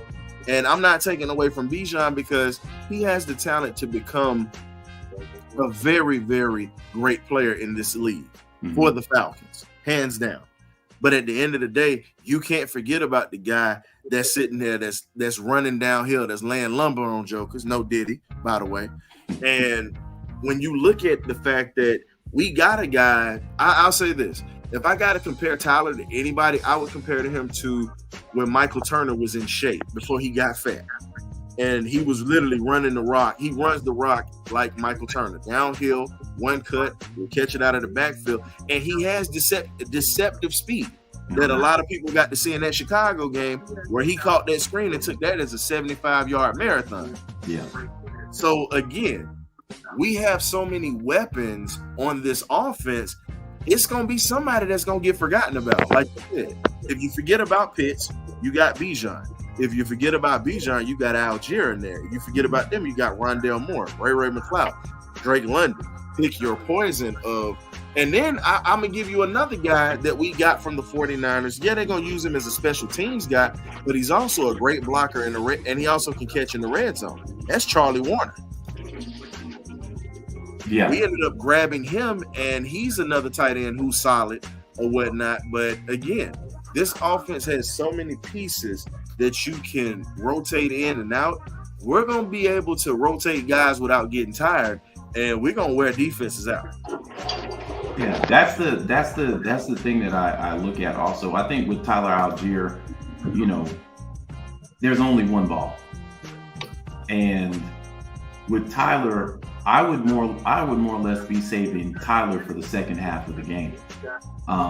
You bring him in to where, or if you're going to play him the first half, but you want to wear that defensive line out. That's what he does. Bijan really isn't built to wear out a line. He's an elusive back that can come out of the back, catch the ball, one cut, gone, right? So when you look at, and this was my complaint last year.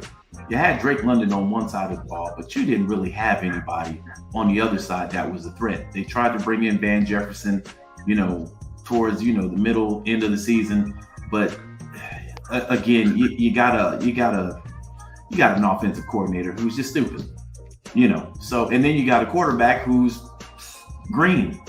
So even bringing in Van Jefferson didn't do us any help. But on that other side now, you pick your poison. You can bring these guys in as a platoon, But I think Darnell Mooney's going to be the main guy there.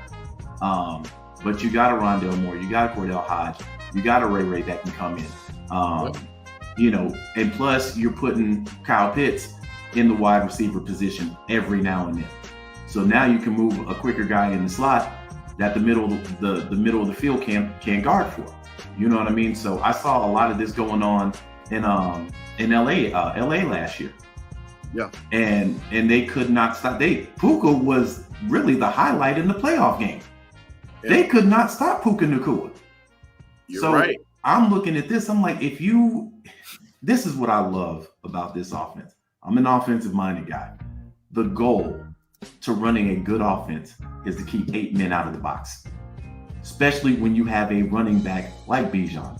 We're double lucky because we got Bijan and Tyler, right? So if you can't put 8 in the box, and you got a guy like Kirk Cousins that sees this, can audible out of that, let Bijan run wild, then you're forcing your safety to come up to try to guard against the run. It's lights out.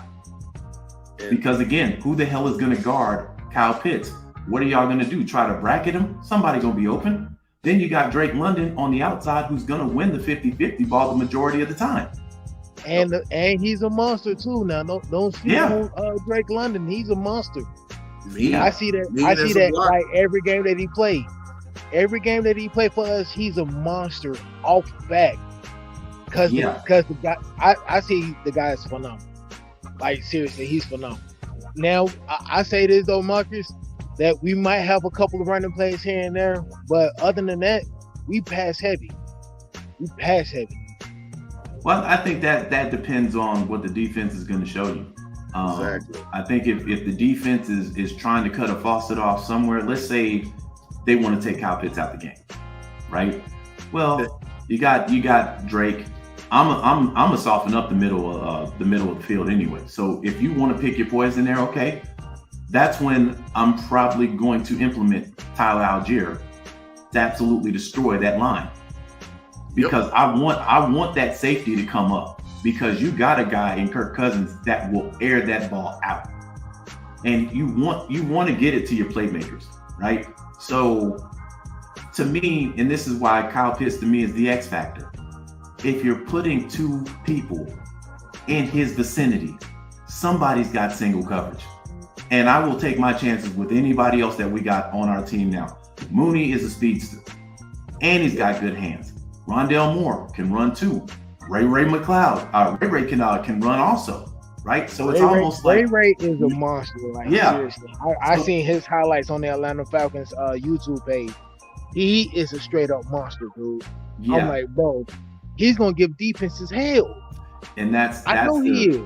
And that's the point I'm trying to make. When you have all these weapons, defenses cannot put 8 in the box. That's why Bijan is gonna run wild. Because look at what happened last year. Last year, defenses said, hey, you know what? We don't believe your quarterback can beat us with his arm. We don't believe it. So we're just going to stack the box. Let's see what he can do. And game after game, what was Desmond Ridder doing? Eyes were all over the place. Man's getting picked off, making dumb decisions with the ball because he's green, right? They're not going to be able to do that with Kirk. He's too smart of a quarterback. He's seen all that stuff. So you want to put 8 in the box? Okay. And Mark, you didn't even point this stat out about the receiving core. Now, Country Boy was just talking about looking at his highlights. Go back and look at Ray McLeod at Clemson in 2016 when they won that national championship. Him and T. Higgins was monsters together. Mm-hmm. Now, outside of that, you just listed 3 guys. Every last one of them dudes, Ray runs a 4.4.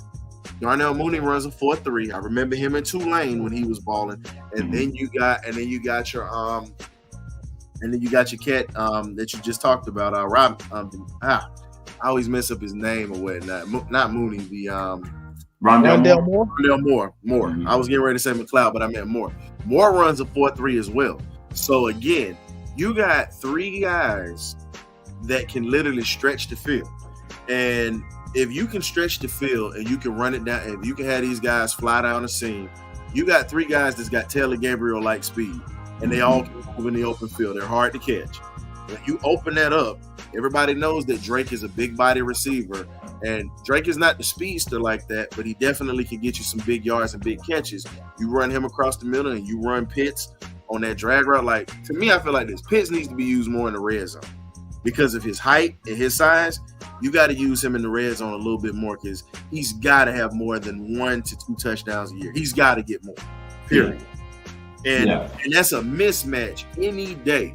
If you're not at least 6'1", 6'2", you're not going to guard as a DB. You're not going to guard that dude in the red zone. That's just a 50-50 ball. Him and Kyle Pitts stands 6'6". So exactly. putting a 5'9", 5'10" person on him, it's not going to happen. I like my chances. Work out.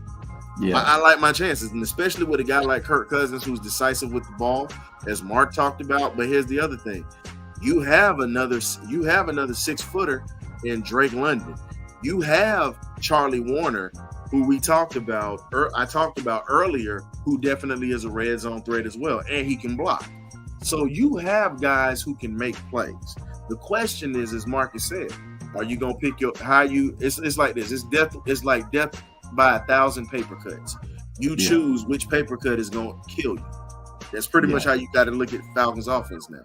Well, Ryan, let me do this. Let me bring in Anthony White real quick. What's going on with you, Anthony? How you doing, man? What's going on, Mark? What's going on, Jen? How y'all doing tonight, man? Thank you for letting me on your platform. Appreciate you, brother.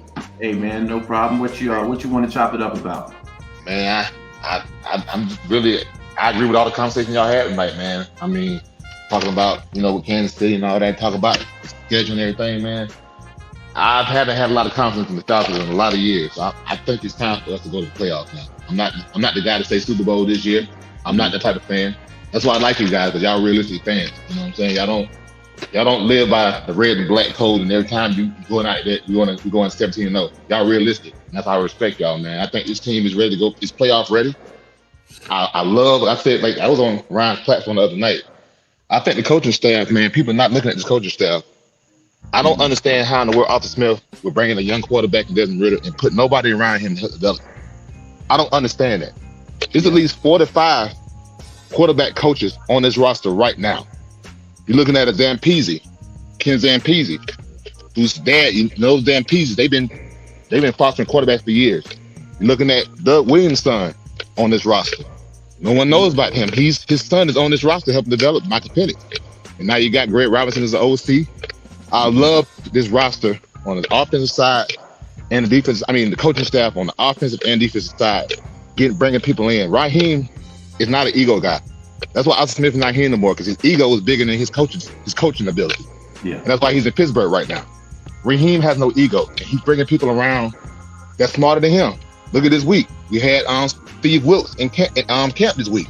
No one talk about Steve Wilkes, former defensive coordinator, former head coach.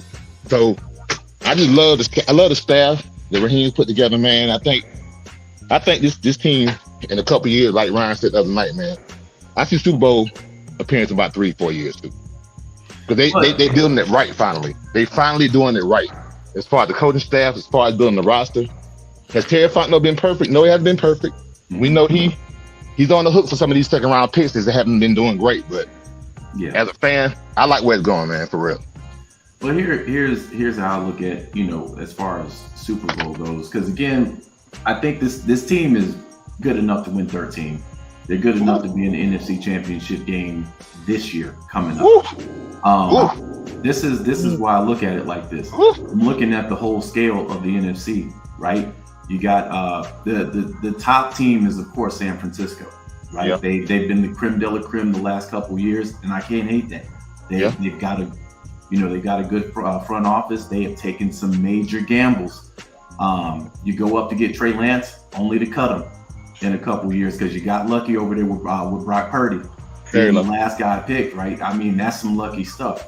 However, right now, if they do not get that Brandon Ayuk situation done, I don't even see them making it to the NFC championship game. Because mind you, like I said before, they should have lost to Green Bay. They damn sure should have lost to Detroit. Both of those were home games, and they had Brandon Ayuk. So I'm just thinking defensively, if you trade Brandon Ayuk, you're not going to get the value back for that wide receiver, because Brandon Ayuk is one of the top 5 wide receivers in the game now. So unless you're trading him for another top 5 wide receiver, it's not going to match. So your best wide receiver then becomes Debo, right? I'm either taking Debo or Christian McCaffrey off the board, period. And then Debo has a history last couple of years of getting hurt. I'm surprised Christian hasn't broke yet, but I'm looking at that and I'm like, okay, if they don't have let's just say they trade Brandon Ayuk to the AFC. We can beat them in the NFC Championship game. I'm looking at Detroit. I don't think Detroit's going to be able to duplicate what they duplicated last year. Seeing how their coach, after the game, told his players that might have been our only chance. So even the coach has doubts going into this year, right? And I know they're on Hard Knocks and everything right now, but when I look at these other teams, Green Bay's young and coming up, but they got rid of Aaron Jones. Easily their best weapon, easily. The reason they won that playoff game was because of Aaron Jones, right? I'm looking at other teams in the NFC and I'm like, who the hell am I scared of with this roster? This is the thing, Mark. Like, as much confidence as I have and you have and this whole panel have, we got to see it, man. Yeah, I agree. Like, we got to see it first. Like, we got all these pieces around us now. We got the quarterback situation rectified for now and for the future. We got a coach in Raheem Morris who don't have an ego, who is all the way him. He don't try to fake. He don't try to put on airs and try to be the fake tough guy in the room. He has confidence in himself, obviously, but he has confidence in the coaching staff to do what they need to do. And that's why I'm thinking this team is, whatever happens this year, the playoff got to happen. They didn't fire Arthur Smith to go 7-10 again. That's not happening. They hired Raheem Morris take us to the playoffs this year. Mm-hmm. And like you said, Mark, it's a crapshoot, baby. We get in, we don't know what happened. Just get in first. I don't care how to get in. 9, 8, 10, 7, 11. I don't give a darn how they get in. Just get in. Get me in the door, and let's see what happens. I think that's inevitable this year. I think we're representing the NFC South. I mean, just like you said, Tampa got in there last year. Winning 9 games. 9 and 8. Yep. And granted, listen, I'm not gonna hate because they actually won a playoff game, so I'm not gonna hate, right? But records tell the tale, so it's hard for me to say Tampa wasn't better than us last year because the record speaks for itself. However, if Kirk Cousins was playing for us last year, we would have went to the playoffs. Some of those games were solely on our quarterback. The Carolina game by itself. I'm gonna be honest with you, Mark. I think if Gardner Minshew was the damn quarterback, we went to the playoffs. Let's be real. Anybody competent, any competent quarterback would have won 9 games with this team. At least 9. I agree with you. I'm not saying Patrick Mahomes, I'm saying Gardner Minshew, a good backup would have won us 9 games. Let me ask you this. Remember Gardner. Hold on for a second. Well, go ahead and say what you had to say real quick, Ryan. I'm sorry. Go ahead, Ryan. Remember, Gardner Minshew led the Jaguars to the AFC Championship game. So him being in the big game wouldn't have been a problem. But go ahead, Mark. Yeah. So let me start off with Anthony, and then I'm gonna go around. Anthony, who would you say on this roster, whether it be offense, defense, coaching staff, who or what do you think is going to be the most important thing this season? Okay, well, obviously Kirk Cousins, his health, the development of Michael Penix. Down the road, maybe we don't know what Kirk. He might be out a game or 2. I'm not saying that, but development of Michael Penix, continued progress of Kirk Cousins getting healthy, and just I think Greg Robinson, man, Greg Robinson is a key to us getting where we got to go. This guy got to come in here. I know he's a first-time play caller. We know how that goes. I know he's called some plays, probably doing them Rams practices and preseason games. I don't know how that goes in the Rams organization, but I'm saying he has to come in with a game plan of utilizing every bit of talent we got on offense. That means utilizing Bijan Robinson correctly. I'm not talking about the same garbage that Ox Smith did last year. When he went out to the right, the ball going to Bijan. Everybody knew that. Got to be more creative with these routes. And I think this is development of Drake London. And let's say it, y'all. The number 4 pick in the draft, Kyle Pitts, got to be Kyle Pitts. Mm-hmm. It got to be that for us to get to where we got to go. On defense, I think for the defense to go where they got to go, 2 people got to get right. Number 1 is Troy Anderson in the middle of that linebacker core. If he gets right with his athleticism, this defense can be where it wants to be. And Arnold Ebiketie, man, I don't know what's going on with Arnold Ebiketie, but I heard Tara McElhaney say last night on the Falcons final whistle after the scrimmage, and she noticed something during the training camp, the first 7 practices, that Braylon Trice has been on the field with the ones a lot more than Arnold Ebiketie. And that's a problem. That's a big problem. I don't care that Arnold Ebiketie might be in a third. He needs to be on the field more than he's on the field. Because all this stuff about him going to the pass rush, some of this offseason, all this stuff, he's getting better. He got to show us he's getting better. So my players really is Kyle Pitts on the offense, Arnold Ebiketie on the defense, Troy Anderson on defense. That's my pick. Okay, I got you. So let's see, Country. What's your take? What do you think is going to be the main thing for us this season?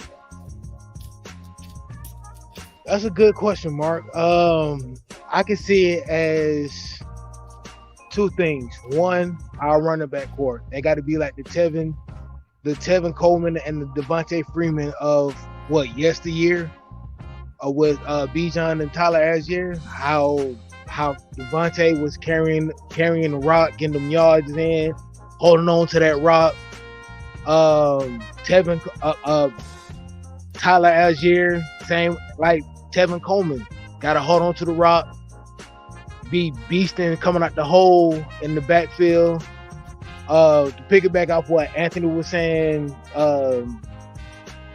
my boy Kyle Pitts, man. Kyle Pitts really didn't show his potential on the field now that we have a new quarterback, he's going to get those yardages that he really looking for.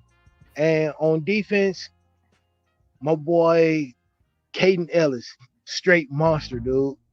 He's gonna push these rookies to be like, hey, yo, we need to step up.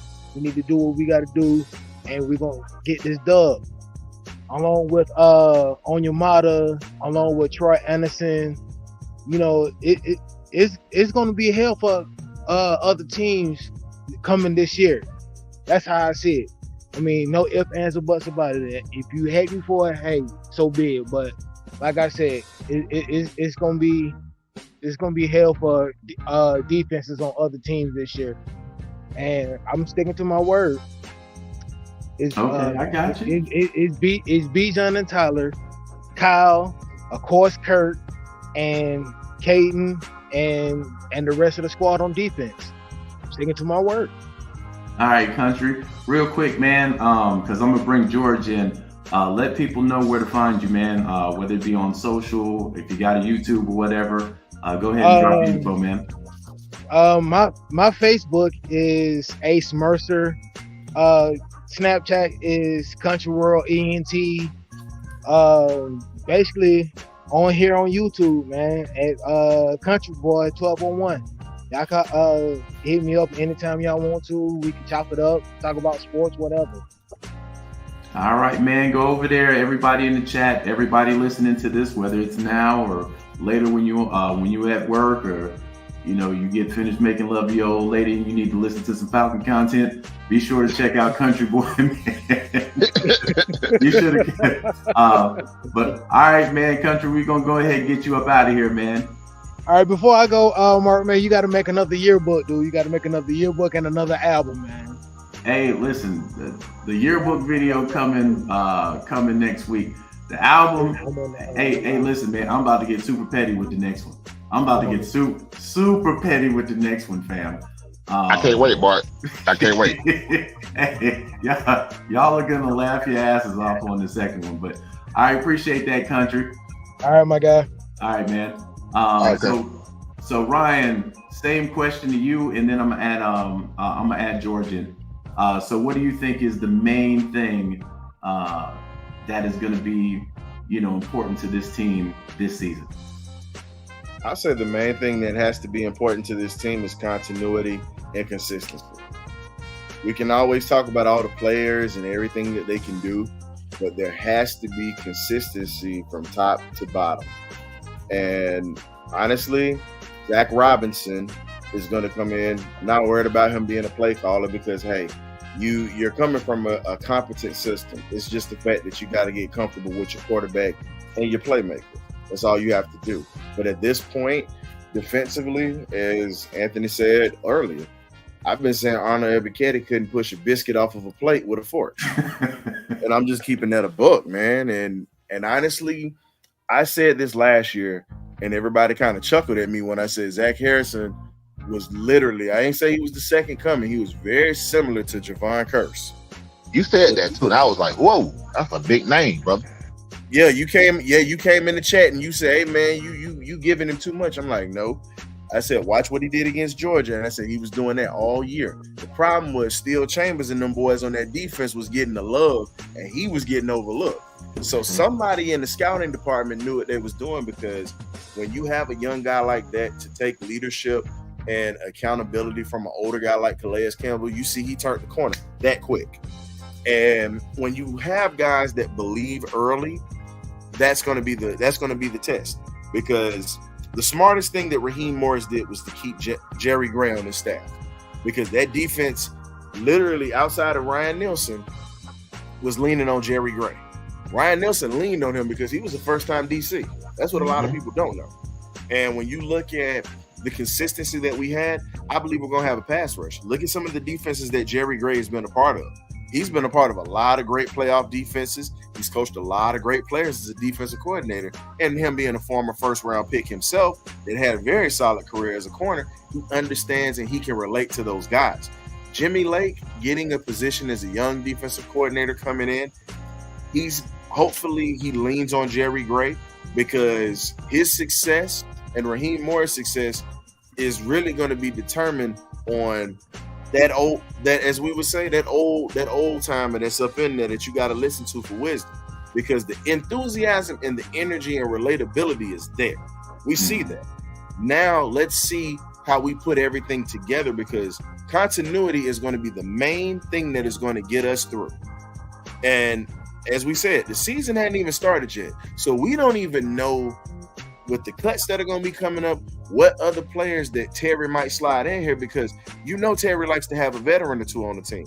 So I feel like all the young guys are going to do what they do, but I think we need some continuity, and we also need some leadership when it comes to at least having one or two elder statesmen in that locker room or whatnot, just to help the young guys get along and just to keep this thing on track. That's pretty much all I got for you, Mark. Yeah, I agree with everything. Mainly, continuity. I think for me, the most important thing going into this season and throughout the season is health. I think if we're healthy, it's 13 NFC Championship game. And the reason why I bring up health is the last couple of years, our unicorn has been hurt. And Kirk Cousins is coming off an injury. And Bijan had this weirdo game where was he sick? Was he not sick? Now we know Tyler Algier is just, at this point, he's like a tank. Drake London, for the most part, has been healthy.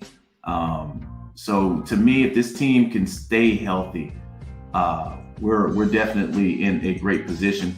And I juxtapose that to a team like New York. The Jets right now, even coming into this year, if Aaron Rodgers gets injured, their season is over. And they got some pretty good pieces over there. If Aaron Rodgers gets injured, their season is over. And plus, even if he's healthy, over there in the AFC, it's a blood sport. It's a blood sport over there. So even him running healthy, they got to win the damn division to get a guaranteed lock in it.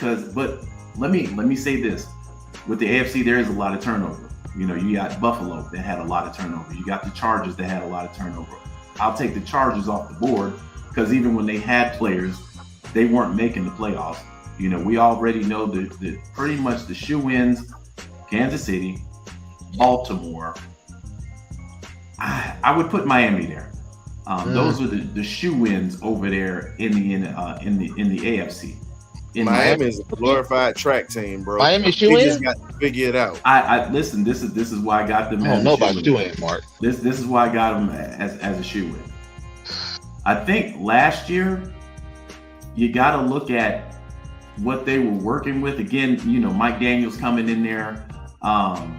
Some teams need that type of season before they get better, and they were showing flashes early, but it's when they got to the quality teams, they couldn't get past them.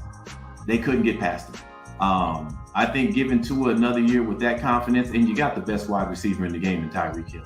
Mind you, Waddle was hurt a couple of games. Mostert was hurt a couple of games. So again, they kind of struggle with health too. But I just feel like this year coming in, and Tyreek just signed an extension. What, today? Structured deal. Yeah, they struck a deal. Yep. And don't forget about A-Chain either, the dude that was drafted last year. Yeah, so that I'm looking at that team, man, and I'm like, I think with a year under their belt, with that constructed the way that it is, I got them winning more games. And then I'm looking at turnover too. So I'm looking at teams like Buffalo. I don't think Buffalo is going to be the same team as they were last year. Now in the NFC, that's a bit more tricky. And I'm holding off to see where Brandon Ayuk goes. Or if they decide that they finally reach a deal. If they're able to reach a deal with Brandon Ayuk, I got them as a shoe-in.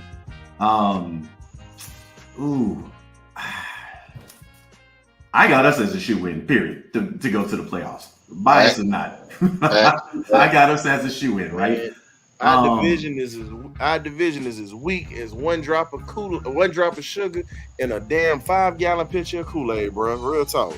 Yeah, I think you have to go ahead and do it. I was talking to my father about this. My father is a Falcon hater, and he's a hater because he knows it's my team, right? So when I told him, I'm like, yeah, we're going to the NFC Championship game, and he was like, "You serious?" I said, "Pops, I'm as serious as a hooker talking pussy prices." Yep. That's how serious I am. Want to Mark and his story. I don't know your name, but Anthony. I was listening to y'all boys, and I know some of y'all who were listening probably think I was crazy for saying that we going to the Super Bowl, but y'all pretty much proved my point. And let me say this, like the NFC, like you look at the Niners. Somebody said something about the Niners, like they really should have lost to Detroit. They should have lost that game. And if you look at the season that we had last year with Desmond Ritter, we didn't really get. I said about 1 or 2 of those games, we really got our ass beat.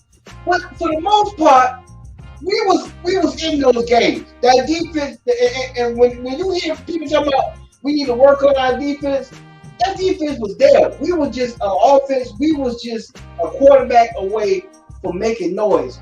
And those same players that we had last year, they got a year up under their belt, and we got a dynamic offense with a quarterback that know the offense. If you look at some of the stats, some of the practices and highlights, how Kirk Cousins was throwing the ball, he was throwing the ball, he was releasing the ball before the receiver even got out of route. That lets you know right now he know the offense. So when you say you worry about the line and he getting sacked, I don't see that happening with Kirk because he releases the ball quick. So I just feel like we got a big shot to go to the Super Bowl because nobody is expecting us. And we under the radar, people take us up for granted. And that's why I feel like we're going to make noise this year. And I feel like we can actually go to the Super Bowl. Now, whether or not we win it, I don't know. But I think that we can go to the Super Bowl. I strongly feel that. Yeah, I feel you with that. I feel you with that, George. I think it's weird because the expectation for this team, when you start talking about Super Bowl and Falcons fans, I've said this for the longest. Atlanta is the most traumatized sports city in the world. It don't even come close. We're traumatized. We've dealt with so much, right? And with being a fan of the Falcons, I've said this. George, mute the. Yeah, there you go. I've said this for the longest. I've been in an abusive relationship with this team all my life, right? But I keep coming back because it's like I don't know where else to go. You know what I'm saying? Like you stuck out there, brother. Yeah, but the thing is, I think when you start talking Super Bowl and we haven't seen the team yet. Now, listen, I don't knock the enthusiasm, fam, at all. I'm saying the NFC Championship game.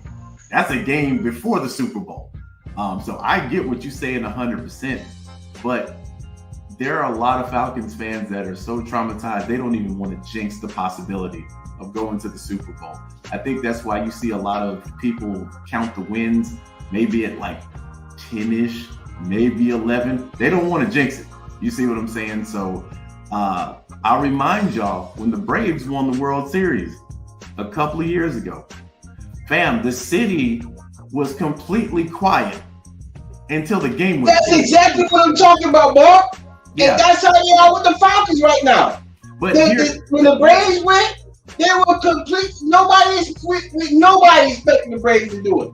Yeah, and that's what I'm saying. That's why people aren't ready to jump out of it yet. Because again, in the 9th inning, the Braves weren't gonna lose. It was just we're so used to those type of situations going to hell fast. We don't want. I give you another example. when Georgia won the first, when they won the first Natty, or the Natty a couple years ago, right? People were kind of on eggshells about that. When they won that second one, though, people had jumped off the porch before the season started. They were like, man, hey, listen, this gonna be a wrap. I forget who we beat. What was that team? TSU or one of these teams that TSU. TCU. I can't even remember their damn name, fam. TCU, bro. Yeah, TCU. And the national stage was actually talking about they had a chance. I'm like, Atlanta is about to drag this team. They don't even well, I can't say they don't deserve to be there because they want to get there. But I'm like, we about to drag this team, bro. And what happened? Man, the game was over before halftime. Hey man, them boy eat chicken wings in the fourth quarter on the sideline, bro. I ain't never seen in my life, bro. Hey man, do you remember there was a time when Atlanta used to win games like that? You see Julio Jones over there eating sunflower seeds. Especially in 2016, they might as well just had a buffet line over there. The game was over in the third quarter. And Mark, that's the point I'm trying to make, like, because the same kind of offense we had in 2016 is similar to the offense that we got this year. Yeah. And man, I'm telling you, that offense gonna be sick, man. The only difference I say in that offense, 16 and 24, is you had Kyle Shanahan as a second year play caller. Yeah. We got Greg Robinson, the first year play caller. Can he be like Bobby Sloyd was in Houston last year with CJ Stroud? That's the question. That's what we're looking at.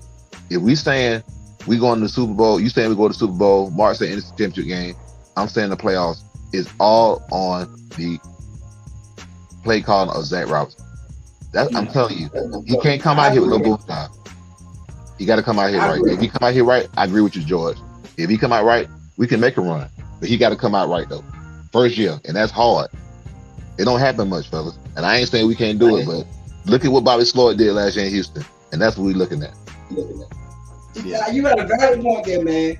You got a valid point. I ain't look at it like that because this is rookie year, so he might choke.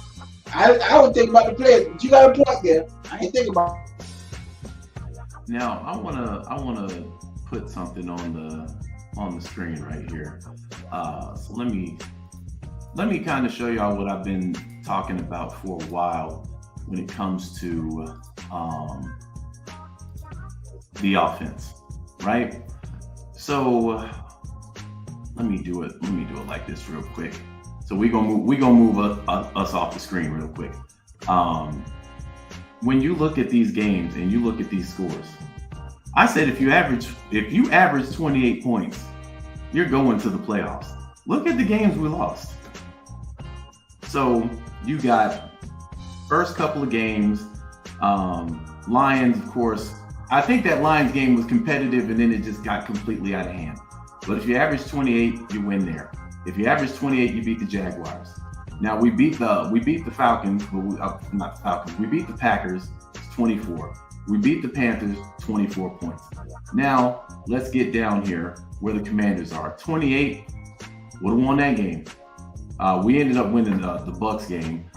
Titans, 28, we're going into overtime, right?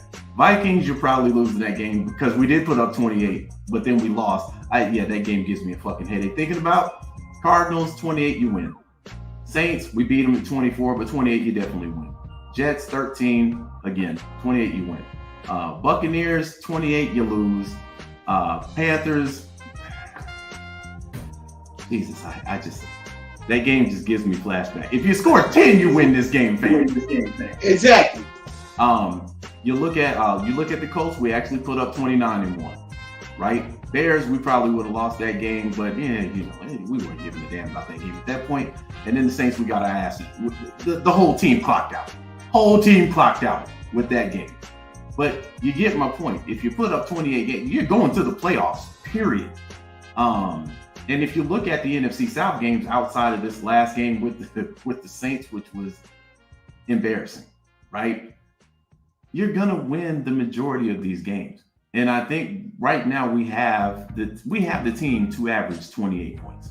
We got that right now. And I've been saying this for years. when it comes to offenses.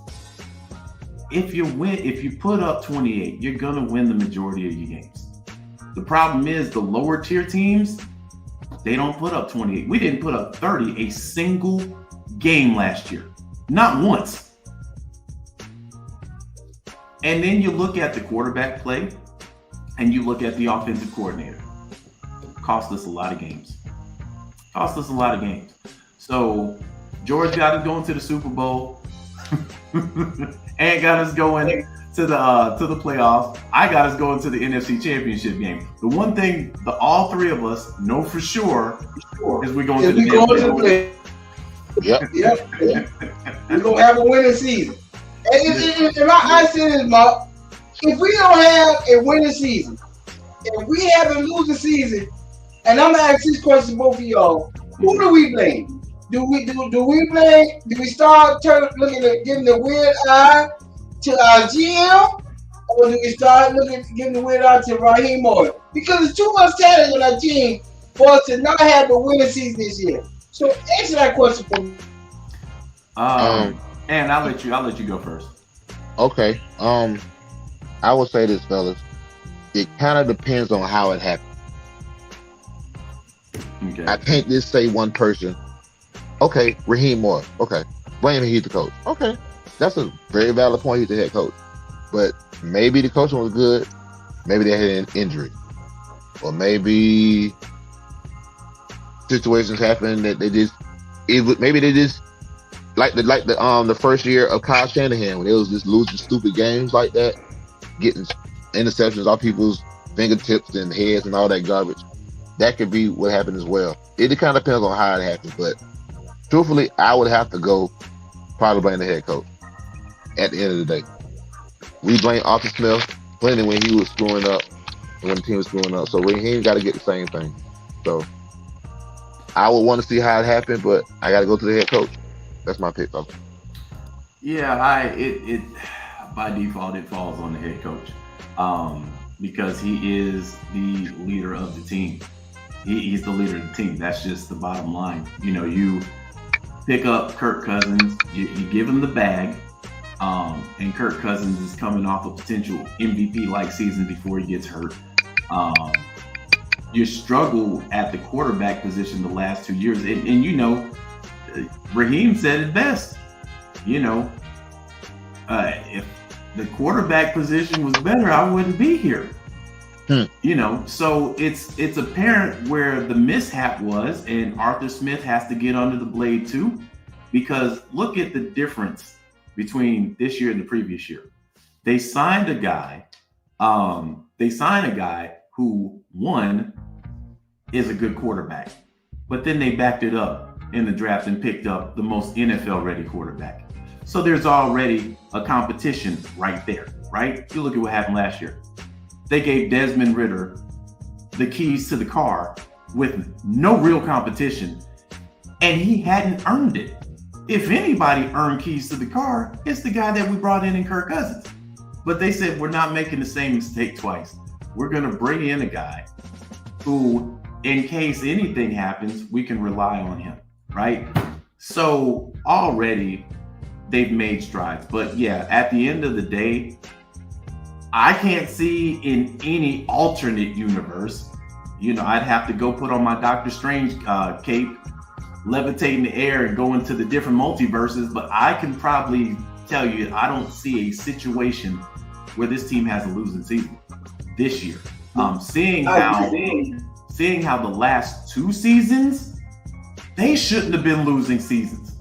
We had a chance to win the NFC South twice the last 2 years with bum-ass quarterbacks. We got a quarterback throwing from the ass in a primetime game, and then we got another quarterback playing for the other team when we get in the red zone. And we still had an opportunity to win the division. So if that happened, you'd have to put it on Raheem by default. Yeah, I feel y'all, though. Well, boys, I'm gonna let y'all go. Gotta get ready for Bud Crawford. I think Crawford gonna win it now. I know it's not Parker related, but the fight about to come on. But hey, man, Mark, I appreciate you, dog. I look forward to jumping back on your streets in the near future. And y'all boys have a good night, man. All right, George, man. All right. Yes, sir. Ed, you got anything that you want to say, man, before I get you up out of here, man? Tell people where they can find you on social. If you got a YouTube channel, man, let people know where to find you. Well, honestly, I got all that stuff. I got to get to know really what it is, so I will do it next time. I'm just happy to be on with you, man, and getting on and talking to you. But real quick, and I know this is a long question. This is a draft question. I never got to say it to you. What did you think about the Michael Penix pick? In real time. In real time. In real time, what do you think? In real time, for about 5 seconds, I was shocked, and then after I kind of like gauged it, I gave the slow clap, fam. I was never one that looked at that and said, "Oh man, what the hell are they doing?" It took me a minute to process because again, everybody was looking at pass rush. And I even said before the draft, this draft, I don't know who they're going to pick up. The last 3 drafts, I kind of had the information to kind of gauge where they were going. This one, I didn't. So I thought they were going to go pass rush. When they announced Michael Penix, I like everybody else. I was kind of like, the hell are they going quarterback for? And then I processed it and I'm like, okay, I see what they do in here. And I will say this, I think it was Terry Fontenot's biggest finesse in his tenure. Because I believe for sure, if he told Kirk Cousins they were going quarterback, Kirk might have looked somewhere else. But I don't think he told Kirk Cousins that we're going to give you this bag and then we're going to go quarterback. Hey, apparently he didn't know, because his agent came out there almost immediately and said they were shocked. So I believe Terry finessed to get a good quarterback, and then he got a quarterback that's going to replace him inside the next 2 years. Right now, this put fire on it. I believe Kirk had fire underneath his ass already, because I believe he wants to win a title. But this put it underneath his ass, like to where his balls are. Because if you're going to win one, you better win one inside the next 2 years. Because you're not going to get another bag like this at all. This is your last bag you're going to get worth this. So you got minimum 2 years to win a bowl. You got a roster that's good enough to get there. So, but yeah, man, I was shocked for about 5 seconds, maybe 10. And then logo business just kicked in, man. Yep. Fantastic, by the way. Congratulations to you, my brother. Yes, sir, man. Appreciate it. Good to have you on, man. I appreciate you. I go off and say one more thing. Like you said, everything you just said was true. I just can't wait for the season to start, man. I think this will be a special season. I don't think I know. I'm like Raheem. I'm breathing belief in this stuff. He breathing belief in his players. I'm breathing belief in the fan base. It's time to get behind this team and forget 2016. Forget that stuff, man. Yes, I know that PSD is real. I've been through it, but you know what? We got to take that faith walk with the team, just like we're taking our own lives. Real talk. Yes, Let's sir. go. Yes, sir. All right, man. It was good having you on, man. Be sure to come back on next Saturday, fam. Yes, sir. I will. Thank you, brother. All right, no problem. Yep. All righty, man. So there we go. Saturday night Falcon cook-up, man, in the books. Appreciate everybody that came on and talked a good game. For those who were in the chat, appreciate it, man. Next time, bring y'all asses on here too. Funny about George, I'm gonna go ahead and get up off of here too, because I am a boxing aficionado. And Terrence Crawford is he's fighting Israel. I can never pronounce this man's name. It don't matter. He get pieced up. That I don't even want to remember it, because it'll be forgotten after tonight. Terrence moved up to, I think, 154 to take this fight, because apparently, Errol Spence had a situation going on. I think he had surgery again. Then I guess the talks fell through. I think Errol Spence talks fell through with his with the fight that he was supposed to be having on later on this year. But yeah, I got Terrence. I got Terrence knocking this boy Smooth the fuck out, man. I'm just gonna be honest. They claim this boy is tough at nails at 150. Man, this boy getting knocked Smooth out. But, you know, Terrence Crawford, his last 11 opponents, he didn't put to sleep or stop him, including the guy that had 3 belts, undefeated, looking to go undisputed. He made him look. He made Earl Spence look like a speed bump fan. So again, you know, him going up to 154, which was a more comfortable weight anyway, because both him and Errol, they strained themselves to get down to that weight class, man. And they should have been fighting at 152 to begin with, but I digress. A lot of people think that, you know, him going up in weight might slow him down, but I'm like, man, listen, if y'all watch what Clarissa Shields did to that woman at heavyweight, people say Clarissa Shields didn't even have no power. Man, Clarissa Shields put this woman down 3 times like it was nothing, and that was a belt holder. So I think Terrence is going to get in there. He's probably going to play with him for a couple of rounds, then get him up out of there, man. But anyway, man, your boy is up out of here. Next week, I have another yearbook video. I'm working on it now. I have another yearbook video out for you guys. Hope y'all enjoy it, because I have been busting my ass to make it. But anyway, man, next Saturday, I'm going to try and get, you know, Smitty on here. The Tidy was in here for a second and then bounced. But again, you know, Ryan with the Birdcage, man, you know, shout out for him coming on. Shout out for Ant coming on. Shout out to George coming on, man. And we are out of here, man. I will holler at y'all next week. With that being said and done, peace.